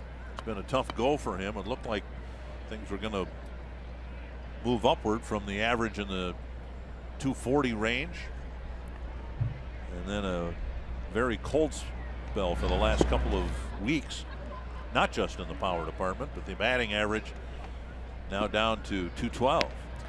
You know, he talks about, Park talks about just searching for his timing. His timing was good. You hear him talk about that a lot. My timing was good, or my timing is not as good. He's one of those guys that he raises the foot a little bit, but when he wants his front foot down and his arms extended, and a lot of times he doesn't wait and see what the pitch is. He's just going for it, and kind of assuming fastball speed, and that's what he's talking about, his timing. I have to get my timing. Well, the timing is being attempted to be right on the fastball almost every pitch, And then that's why you see him swing out in front of breaking balls, because he's already committed to the step and the arm extension. 3-1 to Park. And that's not close, and the Twins have filled the bases here in the 6th with no one out. No one in the Oakland bullpen. And a chance now for Escobar to get the Twins right back into the ball game. Quick trip to the mound here by Kurt Young. Must have hit against him, right? Left-hander that was a good pitcher here for here in Oakland and in Seattle. Yep. Hit against in both places, I think. I can't remember that far back. Come on. I know I hit against him. I can't remember what uniform he was in. You know, what happens to you guys in your memories now? We did a little pregame segment. The Twins starting their 25 years ago, their 15-game winning streak that propelled them into first place and eventually a world championship in 1991. And a couple of doors down, Dan Gladden, of course, does the radio work, and I peppered him with some questions about the hitting streak, and he said, I don't remember. I mean, that would be something if you were a part of it as a player. You'd remember that, wouldn't you? I'd have a better chance to remember a 15-game winning streak than what uniform Kurt Young wore when I hit against him. I'll tell you that. Big chopper and a foul ball. And that could have very easily have been a double play if Valencia had had a foot on the bag and then threw home. It would have been a crippling double play. As it is, it's just strike one. It looked like Danny was trying to drag his foot across the base. A big hopper that as he fields it, he did drag his foot, his back foot across the bag right here, I think. There is one out, and they would have tagged Dozier for a double play, most certainly. One strike to Escobar, a single his first time up. And he struck out on a foul tip leading off the 4th.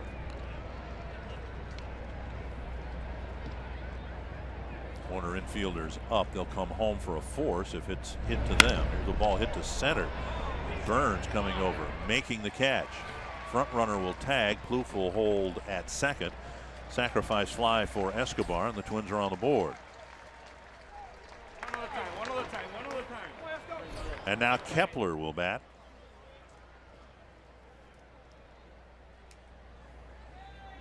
Now batting, number 26, Max Kepler. Kepler with a liner to center and a pop to short.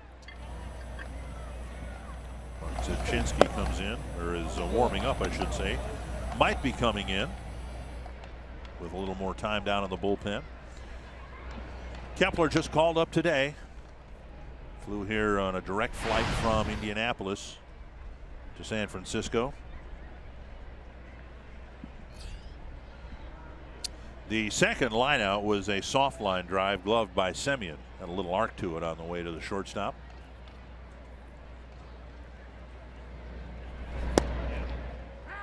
A strike. Both times, though, Kepler, a mark of a good hitter, left-handed hitter against left-handed pitcher. He's stayed in the middle of the diamond. He hit the ball hard to the center fielder, and then the next pitch it was, ball got in and broke his bat. It looked like, but he wasn't trying to pull it. Swinging a foul, now 0-2. Twins have seen so many young hitters come up here and strike out a lot. Of course, we don't know about Kepler yet, but in his minor league career, over 1,600 at bats, ended up striking out about once every 7 times.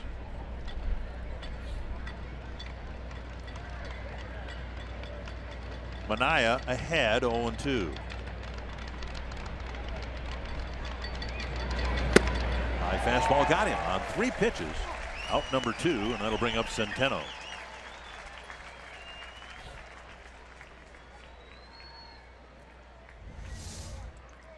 Number 37. Catcher wanted the ball up there, and Manaea delivered it. 2-strike high fastball.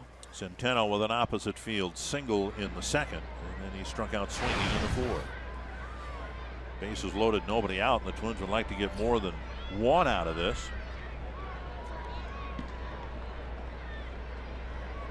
Swinging a foul, 1 strike.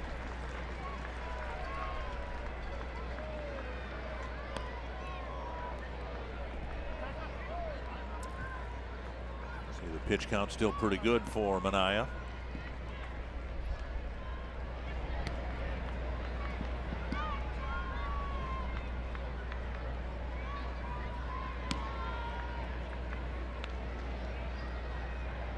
One strike to the Twins catcher.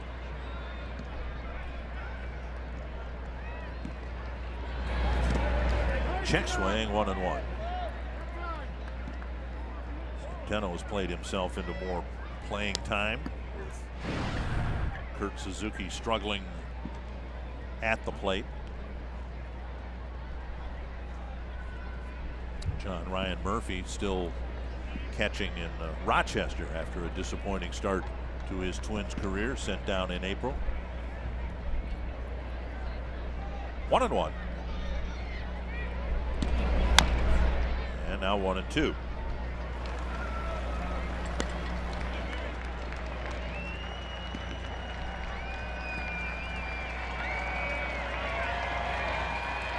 Trying to do a little damage control. Leadoff walk, a base hit, and another walk. Hoping to get out of this inning with just the 1 run allowed. Checked his swing, or did he? And they appealed to third base. I don't believe the home plate umpire. And now Paul Molitor is barking at home plate umpire Mike Everett, saying apparently Everett did call the check swing a swing, and the throw to first completed a strikeout. And there it is. Boy, right there. Yep. I don't know.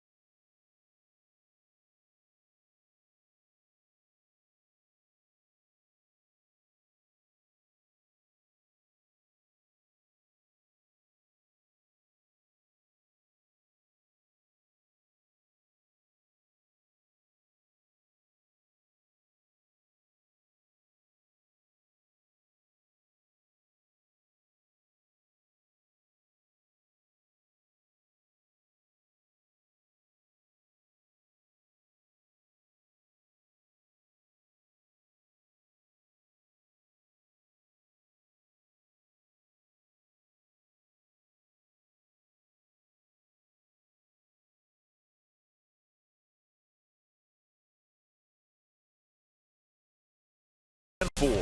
Visit northlandford.com and your local Northland Ford dealer today. And by Grand Casino. The best stories start here. The Oracle Arena next to the Oakland Coliseum. And a lot of great NBA action will be there starting Thursday night. And a first pitch strike with Ryan Presley in the game now for the Twins, pitching to the A's in the 6th. Semien, Smolinski, and Burns, bottom third of the Oakland lineup, with the A's leading 4-1. Now inside 1-1. Dean struggled in his 5 innings, giving up 4 earned runs and 9 hits. Down and away, 2-1.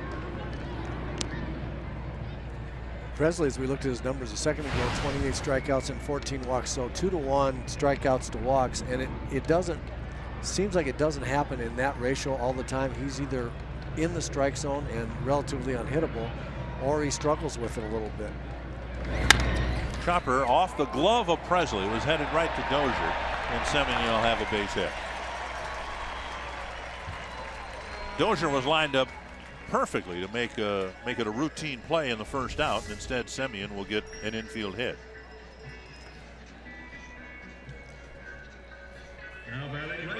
So if you see this ground ball here, my contention was always, if a pitcher has to stretch out like that to go get a ground ball, leave it alone. Just stay out of the way. We'll take care of it from here. Instincts take over. Yeah, you can't. Yeah. Obviously, they can't do that. There's no way. You're an athlete, and you're trying to win, and that's you're a concession from you now. You're saying pitchers are athletes. Yeah, dude, I have no quarrel with their being termed athletes. So now, where they fit in the hierarchy is of some dispute. But guessing we'll get an opinion on that tomorrow in the opening game of the homestand. Semien takes off, and Centeno. And we got a grip of the baseball. It'll be a stolen base for Marcus Semien.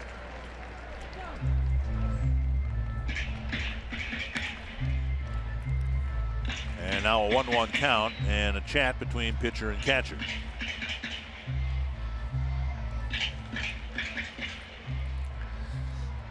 Just making sure what sign they're going to use with a runner on second base.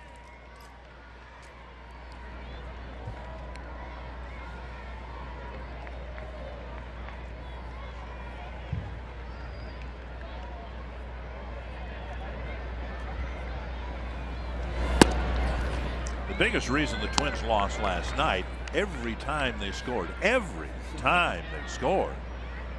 A's came back with at least one in the next half inning.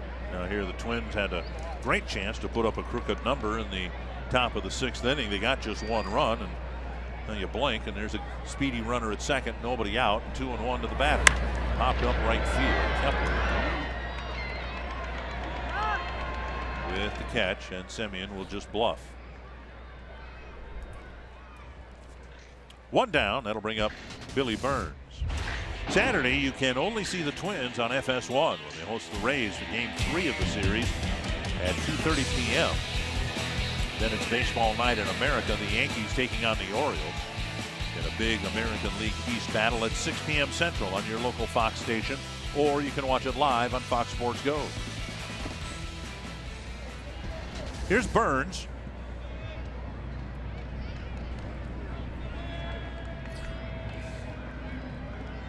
Twins heading home after the game today. They've got 17 of 20 at home.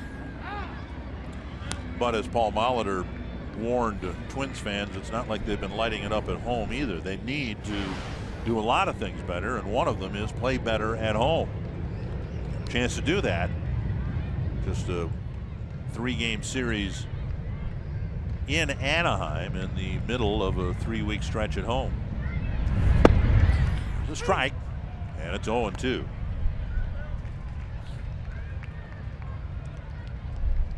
Started to talk about Ryan Presley's year so far and the stuff that he's throwing up there, which is awfully good. And when he's in the strike zone, he looks to be unhittable. And the issues that he has is when he's behind guys. Chopper left side. That's a good play right there. Tough to know what to do on that hop. A guy runs as well as Billy Burns does. You know you have to charge that ball, and Eduardo Escobar got in kind of no man's land right there. Had to played himself into kind of a in-between hop and still made the play. See, right now you got to charge because you know it's going to be a hopper, and then he has to stop and get a hop he can handle. Still able to make that catch and transfer to his throwing arm and his throwing hand and get him with a good strong throw. He's got their first couple runs with 2 out hits. Presley hoping to avoid one here with Crisp at the plate. And Semien at third, now 2 away. Down and in, ball 1. You're playing shortstop, and first of all, you know what the speed of the batter is when he hits the ball and becomes a runner. So Escobar knew that Burns could really get down the line, and when you see a chopper like that, your first reaction is you have to go get the ball. You have to come and get it. And then hope that you can move yourself into a good hop, some kind of good hop where you can field it and throw it quickly.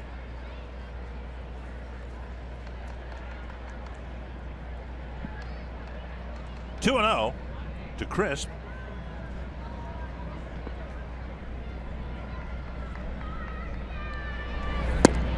And 3-0. Jed Lowry on deck.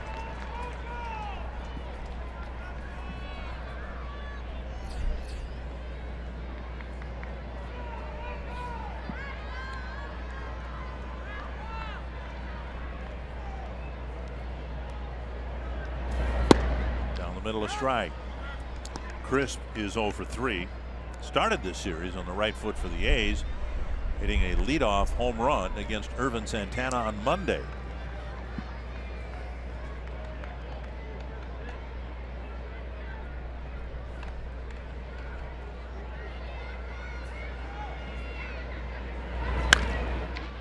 Pulled foul. And now 3-2. I think Presley wants to get Coco Crisp out here. He doesn't want to pitch against Jed Lowry with a couple of guys on. This is going to be a big pitch. Need to hold the game right here in a 3-run game. Got to make a good pitch here. Fastball or breaking ball, either one. Throw it for a strike. Breaking ball hit to center, a base hit. A high hanger. He hung a breaking ball, and Crisp lined it to center for another run-producing 2-out hit for the A's today. They had Burns' infield hit in the second that scored the first run. Butler's 2-out single in the third that scored the second run. And now this RBI single, making it a 5-1 ball game. Twins pitchers just not able to make quality pitches when they needed to. An awful lot of stuff right in the middle of the plate with guys on base. And now Lowry has singled and scored his last 2 times up. 1-0.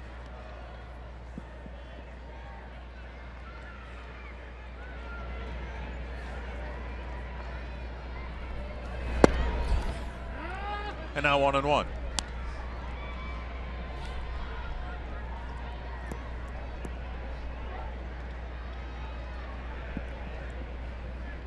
The 11 hits for the A's, and again they score right after the Twins score.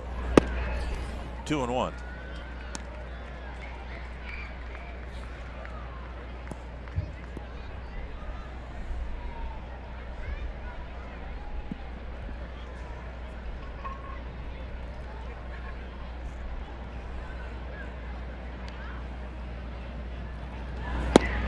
On the outside corner to even the count.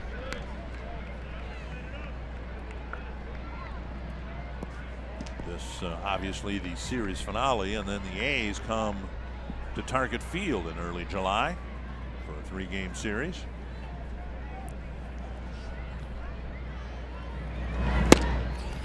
And that puts an end to the Oakland 6th inning, but true to form, the Twins score in the top of the inning and the A's score in the bottom.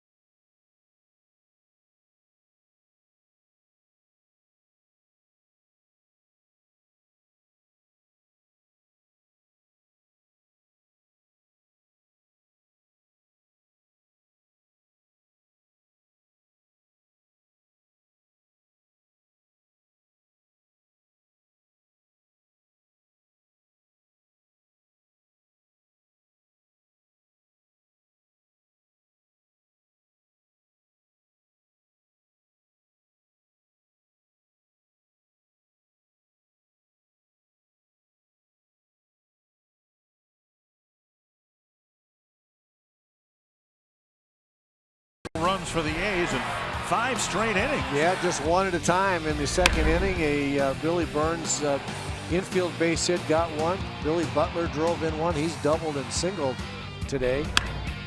Smolinski hit a bomb to left field for the third run. The A's would add 2 more so far. It's 5-2 1, A's, Sean Manaea has absolutely bottled up the Twins hitters who have not been good against left-handers this year.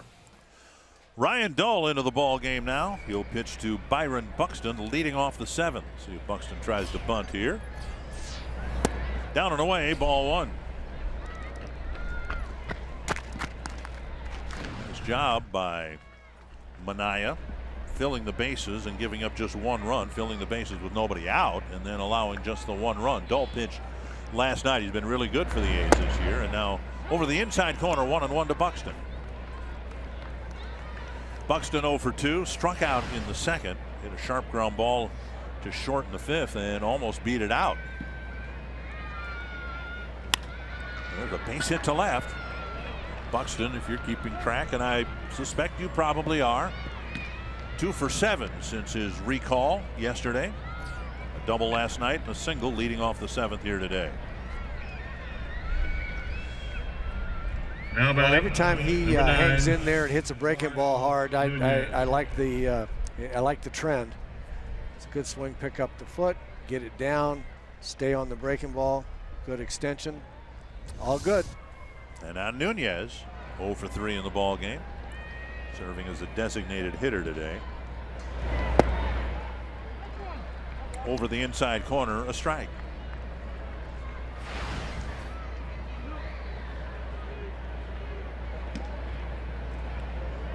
Mentioned before, Nunez started the day 3rd in the American League in hitting. And there weren't many people in or out of the Twins organization who would have imagined he'd even have enough plate appearances to be listed in the top 5. Or the top 100 for that matter. And he's had a wonderful year. As bad as the start to the season has been for the Twins, I have no idea where they'd be without him. Well, and this is not to denigrate Eduardo Nunez in any way, shape, or form, but if you said that all those things that you just said were going to happen, you would say that there's an oops somewhere in what the plans were for the Twins lineup.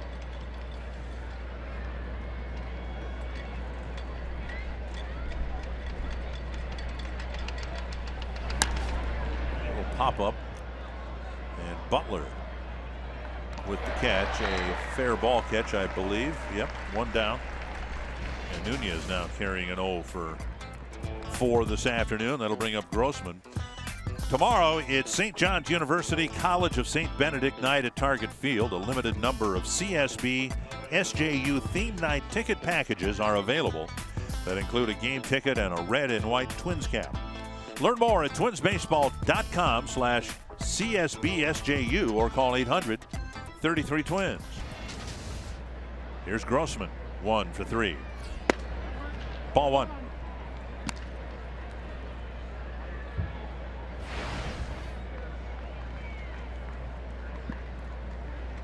Grossman was in Cleveland's minor league system, had an opt-out date. Twins picked him up. Played 1 game for Rochester, and then the Twins ended up making a change. Grossman called up, replacing Eddie Rosario, with Rosario playing the outfield for Rochester now.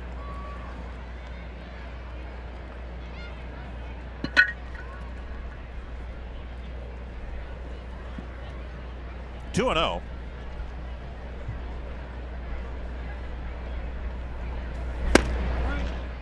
3-0, Dozier on deck. Just those 3 pitches, a good example of what Robbie Grossman has done since he's been up here. He goes up there with a plan to get a ball in the strike zone that he can handle, that he wants to swing at, and hasn't come out of that plan. He makes a pitcher throw the ball right there. That's where he wants the ball, and that's where he's going to swing at it. And it doesn't mean he's going to hit every one of them. It doesn't mean he's going to hit every one of them hard, but to this point, he has not gotten himself out, and that's what you call a quality at bat. Make the pitcher throw you something that you can handle, and then do the best you can. A swing and a strike. It's a full count. Cheating on a fastball there, which is okay with 3-1. You say, okay, I'm going to get out in front of a fastball, and a little bit of a cheat there. So he was out in front of a breaking ball. Now I would expect he won't do that again. He'll be letting the pitch come to him. Wait long enough to see it. again, that's the professional at bat, the quality of bat that we talk about. That's what he's done. That's why he's hitting .359 so far. And Buxton is back to the bag again. Parts of 3 years with the Astros. Grossman getting another opportunity at the big league level with the Minnesota Twins.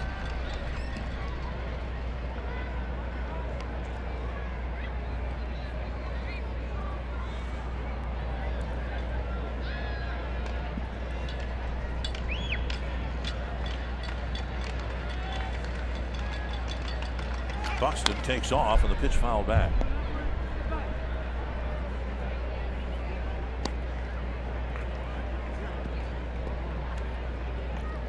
Paul Molitor betting on having two things in his favor here. Really great speed at first base and a 3-2 count on a guy who's been taking professional bats. Figures not to strike out. Paul figures he's got 2 things going in his favor by starting the runner. Buxton doesn't take off, and Grossman takes a walk. So another threat building for the Twins. See if they can do a better job producing something than they did in the 6th inning. First and second, one down. This copyrighted telecast is presented by authority of the Minnesota Twins and may not be reproduced or retransmitted in any form. And the accounts and descriptions of this game may not be disseminated without the express written consent of the Minnesota Twins, LLC. That voice you heard, Roy Smalley, who's been nice enough to come out on the road trip in Bert Blyleven's absence. Well, it's been a fun trip watching Twins baseball, especially the 3 games in Seattle were terrific, and they ran into some hitting woes here in Oakland. They haven't swung the bats the same. See if they can. Again, they need an ambush. Dozier takes a strike. Dozier fouled out to the catcher Fegley in the first. Hooked a double into the left field corner in the third, then walked leading off the 6th, then scored the lone Twins run.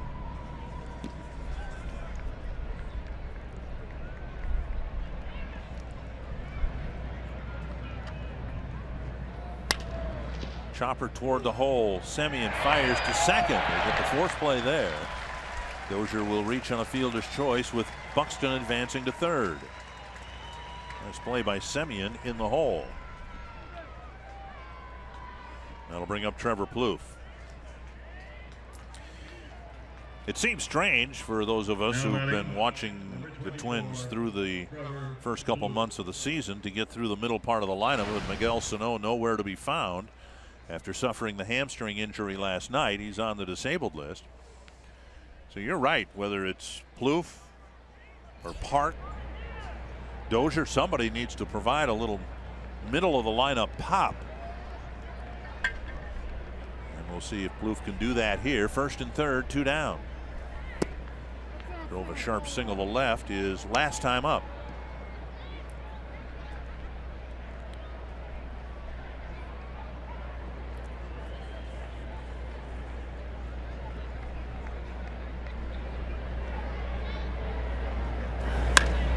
Popped up right center field. Smolinski coming in. And the Twins again get a couple men on, but can't do anything with it. We head to the bottom of the 7th. Oakland leading 5-1.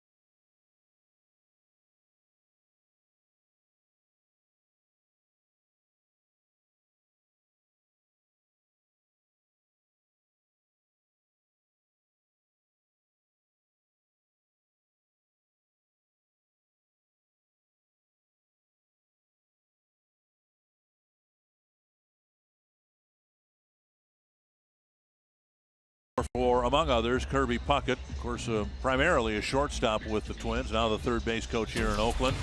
And one of his career highlights came at the Metrodome in 1986 against the Orioles. Banging one off the plexiglass. And Washington kept on running and kept on running.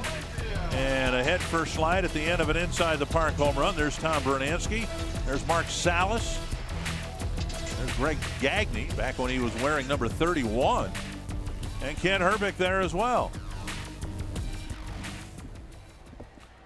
And Wash, one of the more popular characters in the game. It's just good to see him back in uniform after being out for a couple of years. It sure is. Ron Washington needs to be in baseball every year somewhere. One strike to Danny Valencia.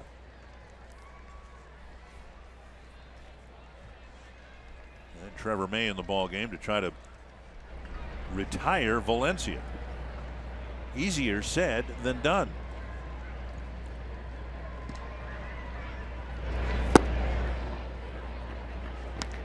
Oh, 2. It just makes me laugh. I'm not advocating anything here. I'm not advocating anything. But the way Danny Valencia has been swinging the bat, and that big swing right there, the first swing, they almost fell down. I just think about Don Drysdale being on the mound and what would have happened next. It's a bit of a different game. Well, on 3 pitches, Valencia strikes out. Again, home plate umpire Mike Everett making the call, and Valencia doesn't think he went and would appreciate it if the home plate umpire asked for help. Yeah, ask for some help.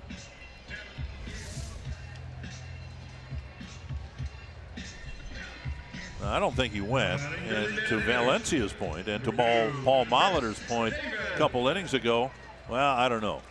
Well, from the side in slow motion, it always looks like the hitter swings. I mean, that's in real time.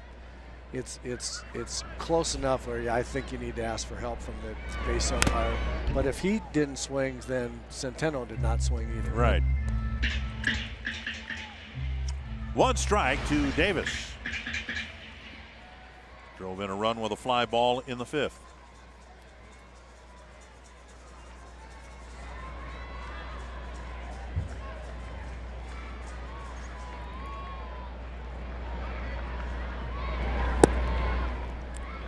And now 1-1.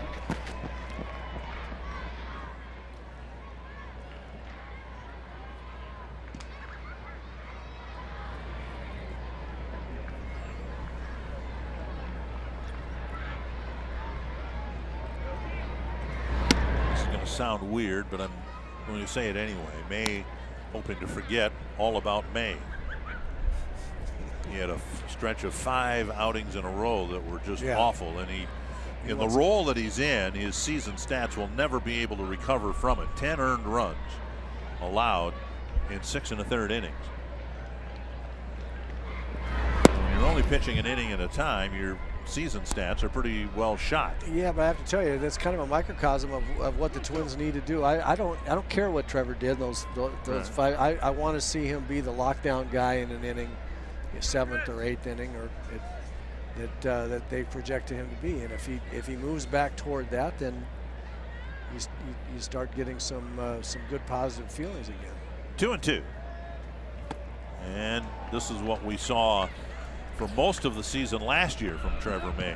A lot of swings and misses. Efficiency on the mound. 2 strikeouts here in the 7th. Yeah, he's got such a good curveball. He struck out Danny Valencia on the curveball. Now Chris Davis. And when you throw 95 and the hitter knows you throw it hard and you like to throw it hard, then you've got that kind of curveball that you can throw close to the strike zone like that. You're gonna be effective. And Trevor went through a little streak where, much like Kevin Jepson, he wasn't using his breaking ball and changeup, or wasn't getting it over. And he was just coming to everybody with straight fastballs, and guys were swinging right from the on-deck circle, and he got tattooed a bit. He got ambushed there a bit, but he's been pitching much better the last 3-4 outings, using all of his pitches. And then, as we've mentioned, that fastball just to hitters looks faster and faster the more you use other stuff. Fouled into the 2nd level here at the Coliseum. 2 strikes to Butler. He's had a good day. A couple of hits, and a walk, an RBI, a run scored.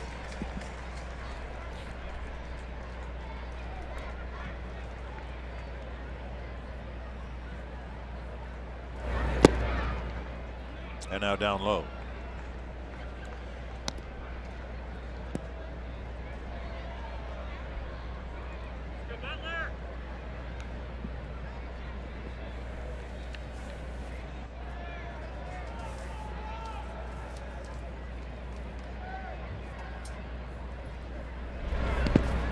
Blocked by Centeno.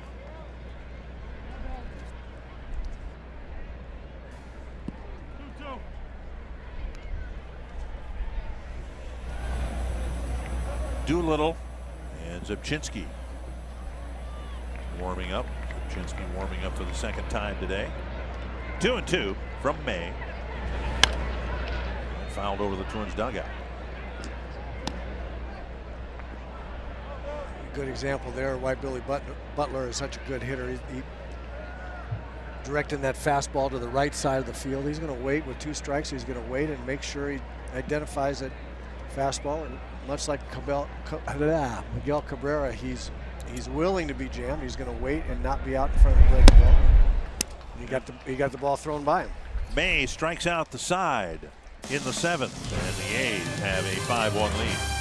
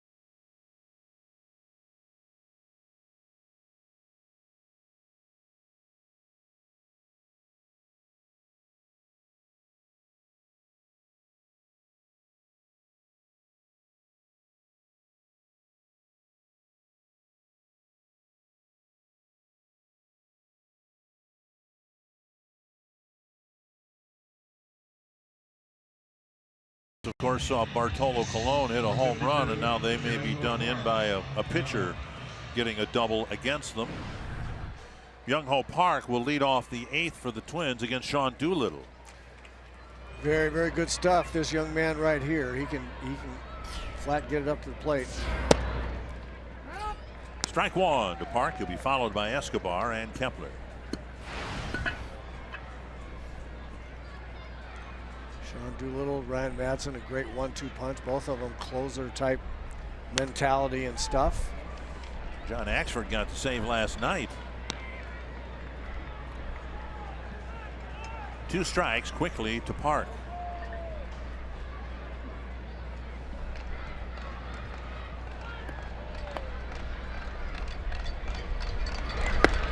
Missing inside.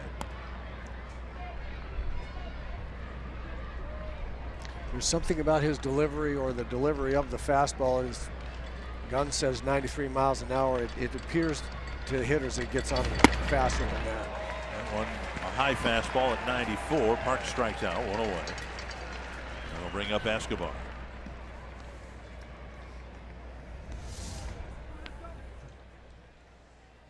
Number 5. It's just late. Escobar. 1 down in the 8th, and now Escobar 1 for 2 with a sacrifice fly.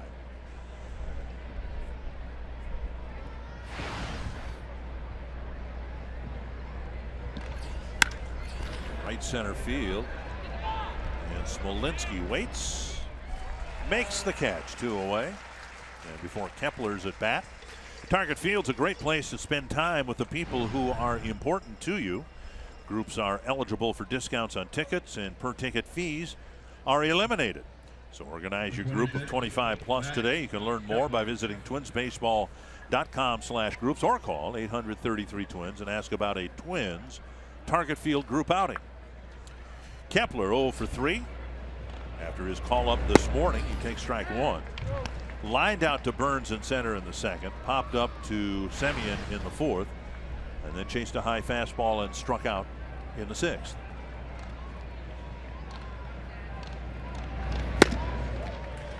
Oh, and 2.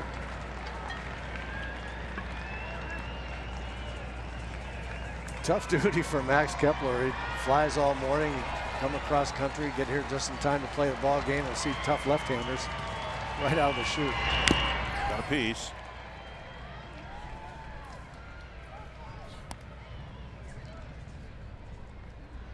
I know Paul Molitor said that he's confident that Kepler he hangs in there well against left-handers and will give him tough at-bats against them, but I guarantee you Kepler would just as soon see a right-hander.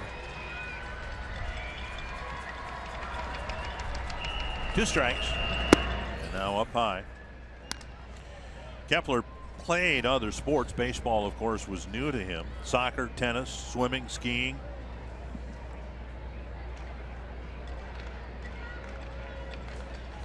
One and 2 to the Twins right fielder. And the at-bat's still alive. Twins signed him as an athlete to teach him the game of baseball. And he was quite an athlete, given a tennis scholarship to the Steffi Graf Tennis Foundation in Berlin, but chose instead to pursue a career in baseball. Swing and a miss. Doolittle breezes through the Twins in the 8th inning, setting them down 1-2-3.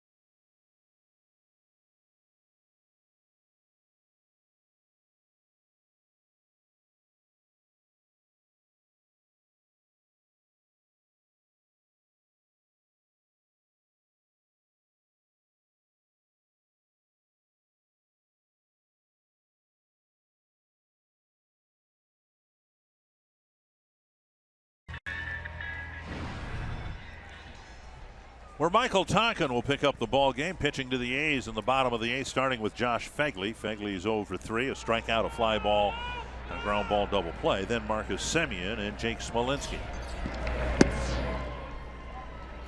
Tonkin pitched a scoreless inning last night. issued a couple of walks within the inning.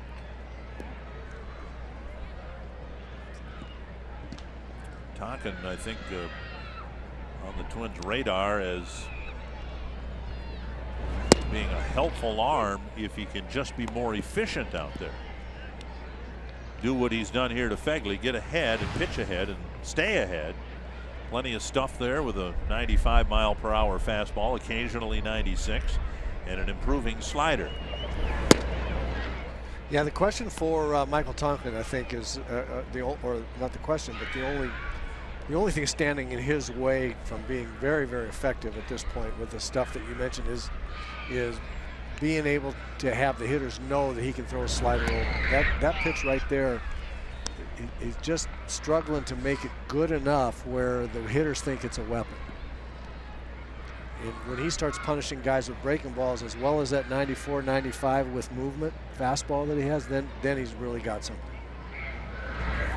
Fastball down and away, and again, this is what we saw last night. He got ahead, and now the count's full. And that's the only other thing is he just loses command within and at bat of his fastball once in a while. You get a guy 2-2, 1-2, or 2-2, and you can throw him a fastball strike and beat him, and then let him get back in the count.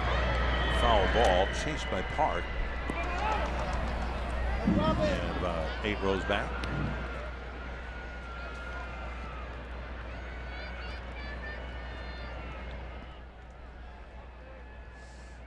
I've been to a lot of day games. I enjoy going to day games, but I've never worn that to a ball game.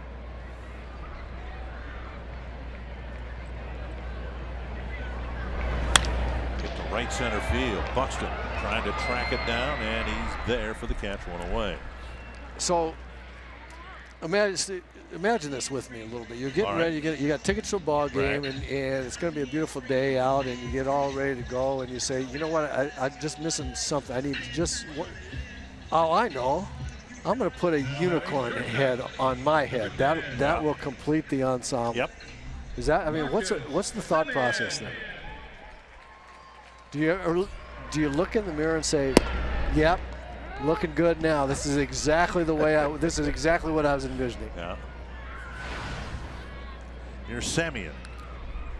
Now that was a rhetorical question to me. You didn't expect me to answer it. It was largely rhetorical. Yeah. Okay. 2 strikes now to Semien. Actually, I kind of did want you to. I want you to add, your thoughts about what you think might be going on in somebody's mind. Check swing, 1-2.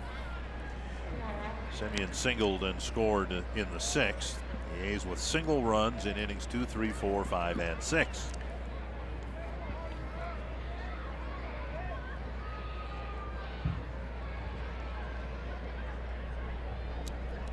One and 2 for the Oakland shortstop.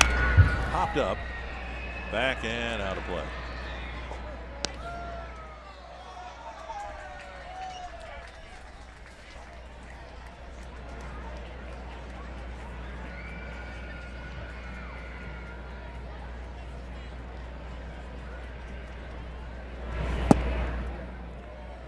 And now 2-2. Talked about the stretch of games for the Twins coming up. 4 with Tampa, a day off, 3 with Miami, and then 3 with Boston. The 3 games in Anaheim, then 4 with the Yankees and 3 with the Phillies. 2-2 to Semien, and another foul ball.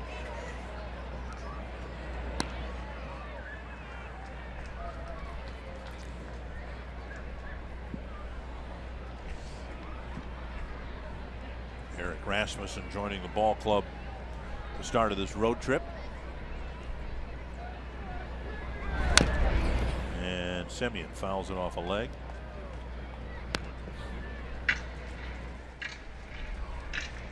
Neil Allen, the pitching coach, being suspended with pay pending an investigation of a DWI charge.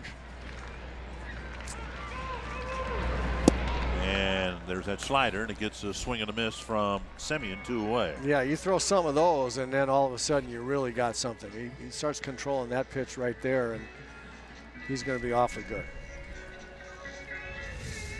It's got good movement. It's a breaking ball that has good slant to it, good angle, both away and down, and right on the corner.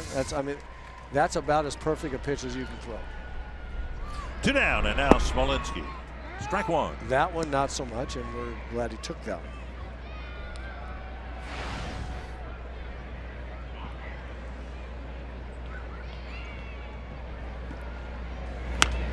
Popped up. And out of play. 0-2. Ryan Presley gave up a run in the 6th inning in relief of Pat Dean.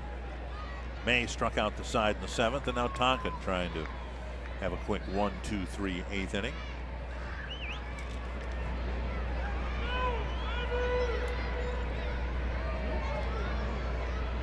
Delay here. I'm not sure why Smolinski's taking his time to get back in the box. I think I saw something in his eye. Okay.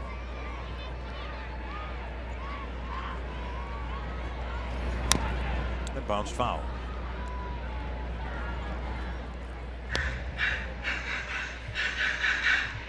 White Sox ended up beating the Mets 2-1. Matt Albers with the big hit of the game. The White Sox lost the opener to Matt Harvey in that series, but came back to win the series. Half swing. And Mike Everett asks this time, and Pat Hoberg says no swing. And Centeno's getting into a squawking, hey, where was that appeal when I was up a couple innings ago? Because it was an awful lot closer to than that one was. I mean, anybody can call that one. And now up and away, 2-2.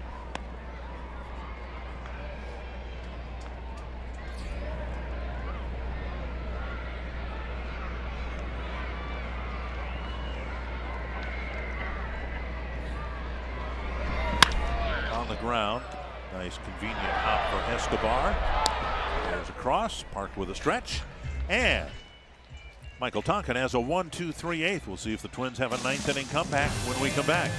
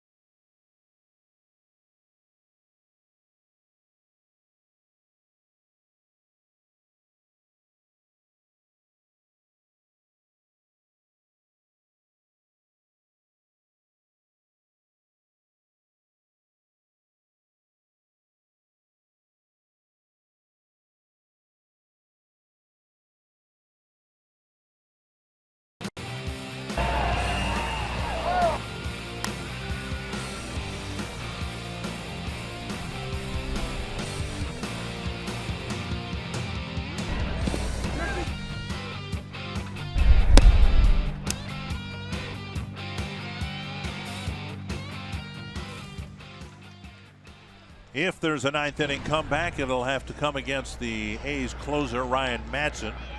Joe Mauer off the bench to pinch hit for the Twins, leading off the 9th. And there's ball 1.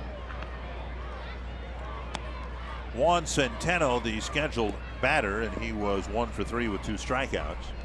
It'll be Mauer, then Buxton and Nunez, and then the Twins hope about 5 or 6 more.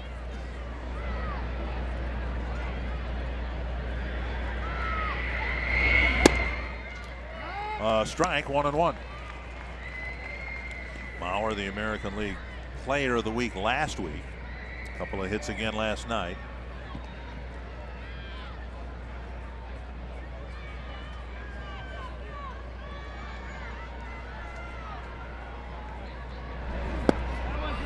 We showed you a graphic last night that with Miguel Sano's absence, figures no one will be affected more directly than Joe, who is hitting for twice the average in front of Sano than he was in fewer at bats, granted, with someone else hitting behind him. Now, when you have a powerful hitter like Sano, it figures the guy in front of him should get better pitches to hit and be able to handle them. But Joe really flourished hitting in front of Sano, who won't be available to the Twins for at least 2 more weeks. That's chopped off the plate, and it will kick foul. And the count remains now, or goes to 3-2 to Joe Mauer.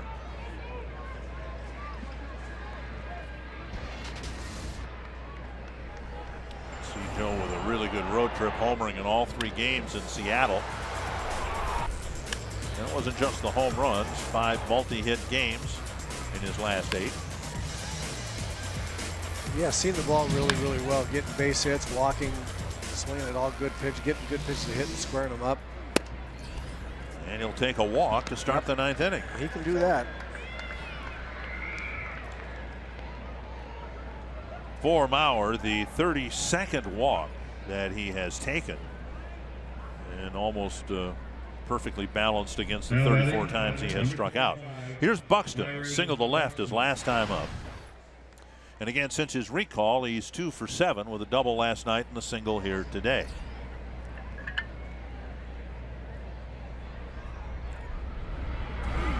Up and away, ball 1.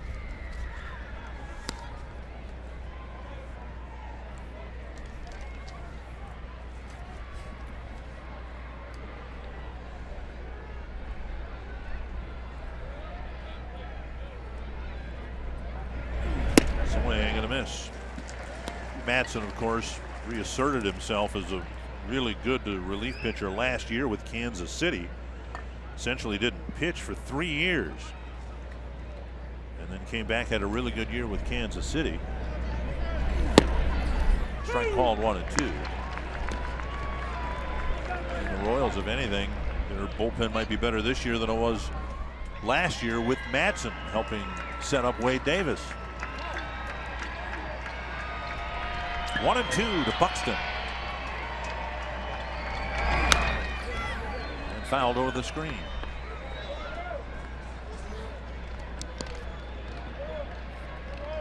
Madsen's had been right in the middle of some good bullpens now consecutively. The KC bullpen obviously terrific, and now with Doolittle, that's a great 1-2 punch. Those 2 guys.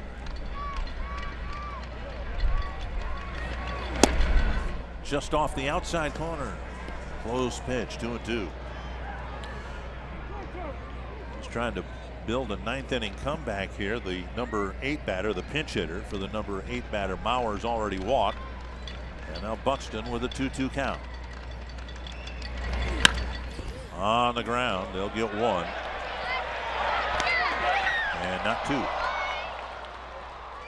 So Buxton pushes one to the right side, didn't hit it very sharply, and Mauer forced at second base. 1 out, 1 on, and CenturyLink, what's next? Kyle Gibson will be activated. He's probably in Minnesota right now, waiting to make the start against Matt Moore. You can see the pitching matchups through the 4-game series at Target Field. Buxton at first, 1 away, and now Nunez. To Valencia. They try to get the out at second, and they do, and a game-ending, series-ending double play.